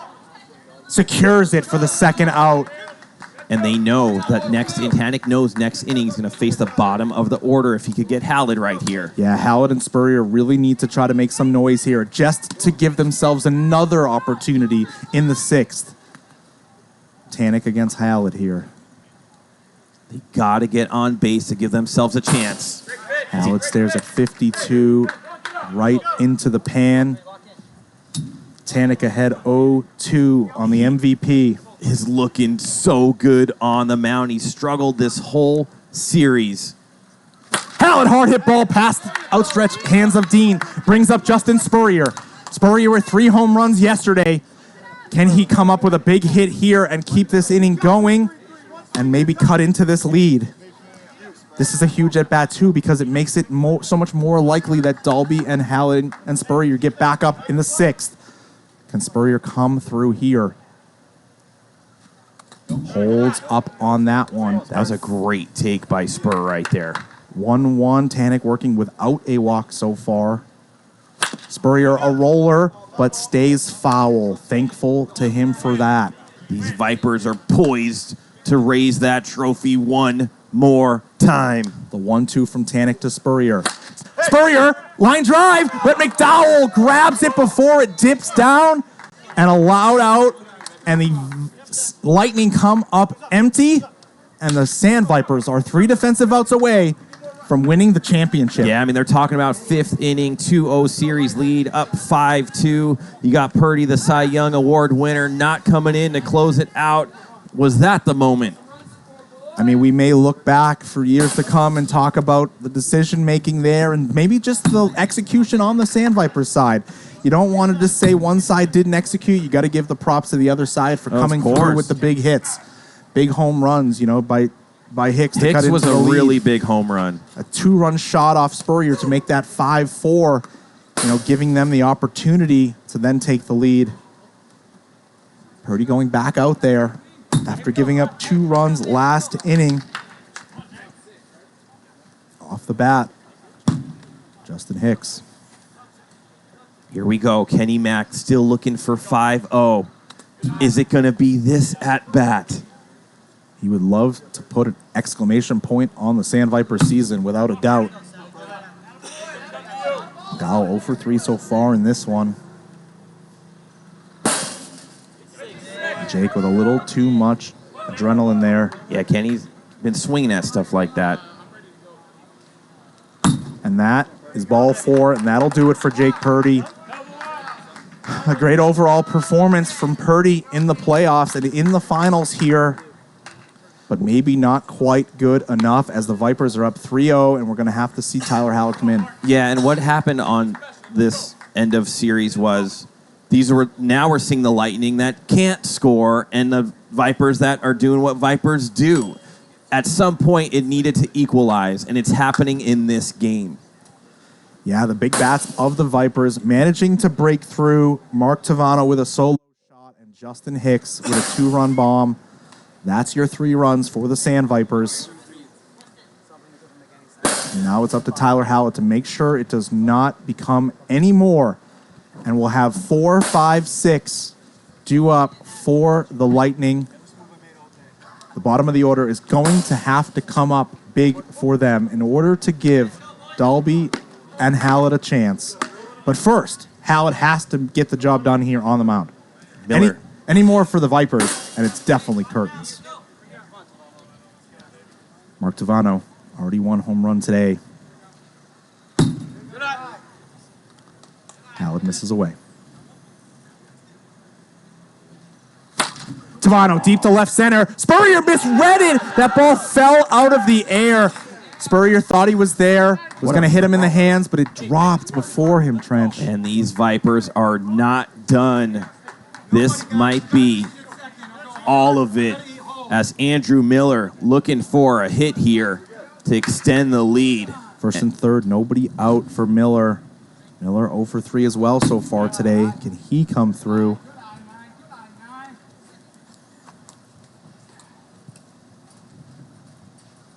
Miller deep to left. It's out of here. Miller comes through for the Vipers, and it's 6-0 in the 6th. I don't know what I predicted before this game, but it was a big number from the Vipers. I knew they were just going to mop up the Lightning right here. Unfortunately, if you're a Lightning fan, this game is done. Incredible. As they have come back from a 0-2 deficit. Lives on the line. Took game number 3, 4, and possibly game number 5 here as Levi goes left as Purdy catches that one for out number 1. 6-0 Vipers as they are licking their chops to be the first team to repeat in PLW history. Yeah, unbelievable performance in games 3, 4, and 5 from the Vipers here, giving themselves the chance to be that first team to win 2. You are correct. Jay Buff, manager of the year to the most hated man in the league. Yeah. It's PLW. We love it. Tough Listen, tough dugout over there right now. It's going to be a very, very cold, dark, long off season for this Lightning Wiffle Club. Hallett looking to finish the job here in the top of the 6th, but still has work to do against Hicks. And then Tanek. Hicks rolls one over, foul. This is the second time in the Lightning era that they could possibly lose 3 straight in the chip. Yeah, they got the first one last year against the Cajuns, and then the Cajuns punched back with games 2, 3, and 4. And now we're seeing them grab a 2-0 lead this year. And they dropped 3 and 4. This one might overtake the Cajun collapse. The stakes are the thing that may separate it. The Cajun collapse was just one game in the middle of the season. But for it to be noted as a Cajun collapse, it was big. Yeah. Full count here from Hallett to Hicks.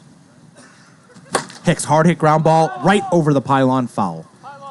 And I'm agreeing with Epics in the chat. It was just an off day for the Vipers right there.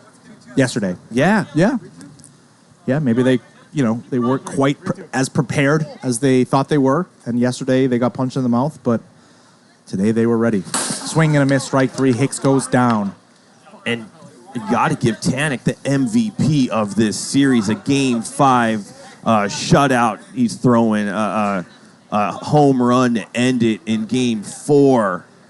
Yeah, we usually do a playoff MVP versus just a finals MVP, I think. Or I guess we do finals MVP.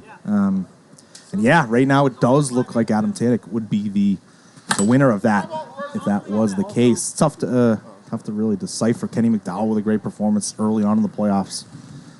6 home runs overall, 5 home runs, something like that.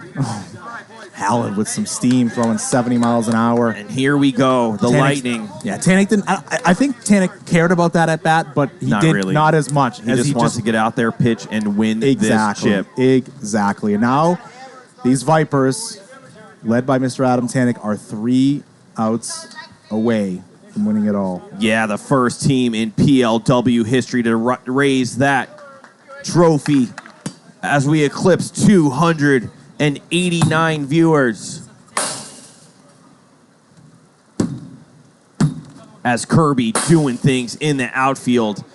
You could just get a sense that this one was not going to be a competitive game and that the Vipers were just going to take it away. Yeah, I mean, you are all over it, Trench. I mean, you've been sitting up here for season after season after season. You see the way these things go, and the fact that anyone doubts you in these moments is absurd. Is absurd. And, you know, like, look how many points were on the Lightning this game. All that could have been wiped away if they just believed in Trenchy. It's unfortunate. Here we go. We're going to need something special out of this Lightning club if they want to have a chance to make this one a game. Joey Franklin going to lead it off against Adam Tanek. And Adam Tanek grabs the bar. First pitch, gets ahead 0-2. These Lightning guys are going to need a lot more than hot cocoa after this one. That's going to pitch in at 53. Joey Franklin goes down reverse K. Tanek looking like the monster that he is. Yeah, a lot of heads down over there in the Lightning dugout, and I don't really blame them. The wind out of their sails. Not quite the swan song that Bruce wanted. Bruce stares at 55, right down the middle. Tanek just locked in this game. Yeah, just waiting to give his best stuff at the most opportune time. 0-2 from Tanek to Yuson. Oh, and he drops the ball. I'm not sure I've ever seen that in PLW Trench. Tanek a little light in the fingers there. He's just really finding that strike zone. Bruce, late swing, fouls it off. Yeah, Bruce just a little too late on these swings. A little earlier, and he's pulling the ball through that left side. Listen, I think it's, who was on that Vipers squad? Dean, Tanek, Hicks. And sure. Hicks are the last members of that first championship that they won. Yeah, you, Tom, and Harley are the other 3. A couple of 2-time champions. Opportunities out there for the Sandvipers. Petrovsky was a night owl. Lawrence was a stone man. Miller was in high school. This should do it for Tavano as he makes a play out number 2. Oh, I thought he spiked it for a second, but Fernandez saying that did grab it. 2 outs now, down to Jake Purdy against Adam Tanek. Nobody on 2 out. Vipers 1 out away from winning it all. Hits Purdy 1-1. Wait, is there just 1 out? No, it's 2. No, he didn't. He did grab the bottom of the zone there. It is 2 outs. Yep. Nobody on and 2 outs. The Vipers. This will be a big celebration. Purdy takes ball 3, 3-1. 18th out is the hardest out to get in PLW Trench. 3-1 to Purdy. Got to have a red light here. Grabs the zone barely at 54 and works it full. He's got to end it with a strikeout. He just has to. Full count. Tanek delivers to Purdy. Purdy rolls it over to Flenty. Picks it up to the backstop, and the Sandvipers have completed the comeback. What a performance by Adam Tanek, their leader. What a game to come back from a 0-2 deficit, and he pitches a shutout in game number 5 of the finals. A lot of people didn't think it was going to happen, but it did, and that's how the story ends for the Lightning Wiffle Club. Just an absolutely incredible series, Trench. The greatest series we've seen in PLW history. The Vipers jump out to a 2-0 lead yesterday it looked, the Lightning jump out to a 2-0 lead. It looked like all Lightning it was going to be, but the Sandvipers dug deep. Down 5-2 in Game 3, pulled out a 6-5 victory. Down 2-1 late in Game 4, and Tanek with a walk-off grand slam. And an epic performance for the ages by Tanek on the mound, shutting out the Lightning in the decisive Game number 5. What a season. What a run by the Vipers. They had the best record in the league, the most home runs, the everything offense, and they come back, take it from the Lightning, and that's twice in 2 years. The Lightning Wiffle Club having the longest offseason in history. Just crazy. A little emotional here, Trench. An unbelievable finish for the Vipers, and you can see them celebrate. And look at Levi! He's always been in the trash. Well, you're always a loser. You have a trophy. Yeah, Trench, head down there. Let's get some on-field interviews. I'll go down there. Yeah, I'm a little emotional up here. I can't hide it.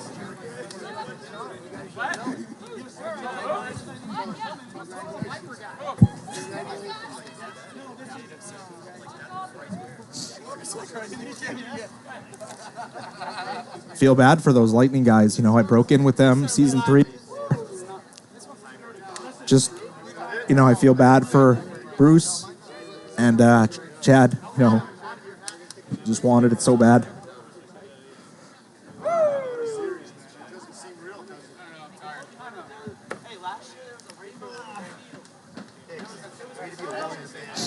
Incredible performance by the Vipers. Just for the ages, we've just seen such amazing stuff out here. Incredible. Trench is on the field with a mic. He's going to go over to the Vipers and get some interviews. I'll let Trench do his thing. Hey guys, I'm over here. Are we live? We're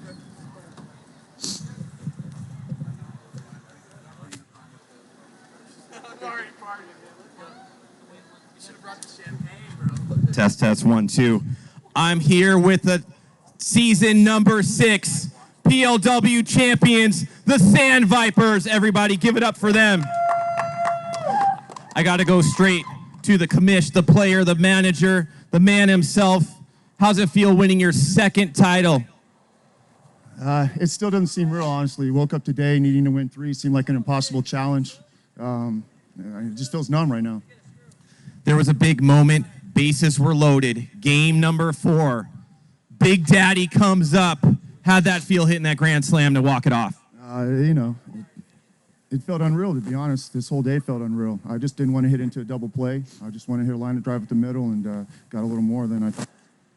I knew that when you came out in game number 5 and you were going to take the mound, I've seen it before out of you. I know exactly the look that you have when you're locked in. Tell me about your performance on the mound in game number 5 and you shut out the Lightning. I just felt like I got in a rhythm. I didn't change from that. A little bit of luck as well. And, they're a tough team. It still doesn't seem real right now to be where we are. And there you have it. Adam Tanek, everyone. I'm just going to go down the line and talk to everybody. AJ Petrovsky, get over here, man. Congratulations on your win. First-time winner. Adam relied on you quite a bit this season as a pitcher. How does it feel through the season, all the way through the playoffs, and now you're a champion? Such a relief. Just out of everything that we've had to face against, just so much haters and all that, and we just use it as our tackling fuel. And there you have it. AJ Petrovsky, champion. Kenny Mack, get over here. I got to admit, I'm a little disappointed in you, Kenny. You told me before the series that you were going to hit 50 home runs. You hit 49 on the season and postseason. But tell me, nothing could be sweeter than being a champion right now. Yeah, that's hitting 49. That's still a lot. So we got a championship. I really would have liked 50. Struggled at the dish this whole series, but hats off to these pitchers. It was tough pitches all day long. So you got to expect that, but just got a couple here. Dalby robbed in my 50th, right? Started off, but it is what it is. He robbed about 6 or 7 this series. There you have it. Kenny Mack, home run leader, season number 6. Levi Lawrence, get over here. You said you're not a anymore. That's debatable, but I know you're a champion. I know you're a champion now. Listen, most of your career, you shoulder the weight of being on teams that haven't been competing. You go over to the Sandvipers. Iffy in some scenarios. You hit a monster home run, I believe, in game number 2. Walk me through your playoffs run and then finally game number 5. Well, it was my first playoffs, so that was kind of cool. But I don't know, man. I just wanted to be part of a team and not have to, like, try to put the whole team on my shoulders. And this year I just was crap on the mound, so I just had to swing better. But I just like coming over here and just being part of a team, not having to be, like, the guy, all that. But it actually kind of sucked. I sucked not having to, like, be the guy, so. There you have it. Levi Lawrence, love him, hate him, but you got to love him right now. The champion. Look at those pecs. We're going to come over here with Justin Terminator 2 Hicks. And Easton Hicks, son. Listen, I saw the pictures you sent me. Your whole leg is black and blue. It is just a gruesome injury. Tell me, you going through the process of playing through pain and then coming up with probably the most clutch home run you've ever hit in your career with a 2-run shot, Oppo. Can't put it into words. He can't put it into words, but I'm gonna. Probably the best player I've ever seen right there. I'm gonna put it into words for Justin Hicks. He's just an all-star, great player. Love having him in the season. Justin Fuente, get over here, man. Listen, when I talked to you before the playoffs, I asked you, what can you bring to the table? And you said, wherever they need me, I'm going to come in and do what I do. How did it feel to be a part of this playoff run and the Sandvipers? Feels good. We've got a great team without the bottom of the lineup, which is cool. But for Dean and I playing defense wherever they need us to come in, and when they need us, that's what you got to do. You got to step up to help out the team. We weren't planning on Hicks being hurt. He gets hurt, and it's like, oh, shoot, we're good. Next man up. Yeah, I noticed that in the game that it was you and Dean playing infield, something that you just normally don't see, but you guys came through and are champions today. Feels good. Thanks, brother. Dustin Fuente, or is it Fuente? Whatever it is. Andrew Miller. What is going on? Listen, you were over there with Levi, I believe, in the Night Owls. You guys got some trades going on. Played phenomenal for the Vipers. Not so hot, though, in this Vipers playoff series. You did have a good clutch hit right there. Tell me about your playoff performance and how you feel. Obviously, wanted to come through there at the end. I told them, I was like, hey, my bad, guys, through the first 2 today. I was like, but you know what? This game's different. I'm going to come through at some point. There's going to be a time where I get an at-bat, and I got to come through, and I'm going to do it. And you did it. Surfer Girl, your mom watching, super proud of you. Congratulations, Andrew Miller. Michael Dean, just like me and Hicks at one point, we held a trophy. This is your second one. You've been playing lockdown defense your whole career, all season. How does it feel playing lockdown defense in the playoffs and in the chip? Well, folks, first I want to congratulate the Lightning. That was a very tough series, good pitching, good team, and they battled us well. And lockdown defense, that's what I do. Lockdown defense is what Michael Dean does. Mac Tavano. Get over here, I'm sure Harley's watching at home, or Harley, right? Yeah, they're going crazy. Listen, Mark, I thought when you hit that a solo shot in Game 5 right here, when that happened, I knew it was over. I was like, these guys are ignited. Tell me about that going through each pitch in the home run. Oh, yeah, man. So once that happens, everybody gets on board. High-pressure situation, that was like Viper time. You just saw the dugout come alive. Everyone jumped on board, and game over. Yeah, I really saw you come into your own with some of those over-the-shoulder catches. I think you and Dean, like torpedoes, almost collided, but you guys were unstoppable today. Congratulations, Mac Tavano. All right. Thank you, sir. And there you have it. The season number 6 PLW champions, the Sandvipers. And we're going to go over now. There you have it, folks. Season 6 PLW champions, the Sandvipers. What a way to finish this season. We have to go and talk to a very emotional Chad Sparkle Phillips, Manager of the Year. Got to get over here. I know it hurts, but listen, this is what sports and competition is all about. You guys were up 2-0 in the series. What happened there? Were there questionable calls that maybe you wish you could take back or whatnot? Not at all, Trench. We went where we went. We just didn't get enough runs those last couple games. Our bats kind of went cold, the defense that this Sandvipers team played today was incredible. We at least 6 or 7 balls were just stolen away in that game number 4, where we just needed one more hit to kind of put it away, and we just couldn't get it. That's twice consecutively that you had a team on the ropes. You failed both times. Are you going? Is your team and your legacy going to be known as a team that can't get through and win a championship, or are you going to focus on this offseason, or are we going to see you here again? I got my boys here. I love this team, man. All these guys fought so hard this year. They've come to bat for us all year. They're lightning at heart, and I'm not going to get rid of any of them for any reason. Last season, I told these guys I set my season 5 team, and I wasn't touching it, and I haven't touched it, and that's how it's going to stay. And as long as these guys want to play for me, I'm here. Listen, guys, give it up to that Lightning Wiffle Club. All heart, chat, Sparkle Phillips. I'm going to send it back up to you, Kyle. There you have it, folks. That's a wrap on Season 6 of Premier League Wiffle. Congratulations once again to the Sandvipers. Congratulations over there to the Lightning squad. They're the threat that, for years to come, though. These two teams are going to be perennial, contenders in this league. The Lightning core is incredible. The Sandvipers squad is incredible.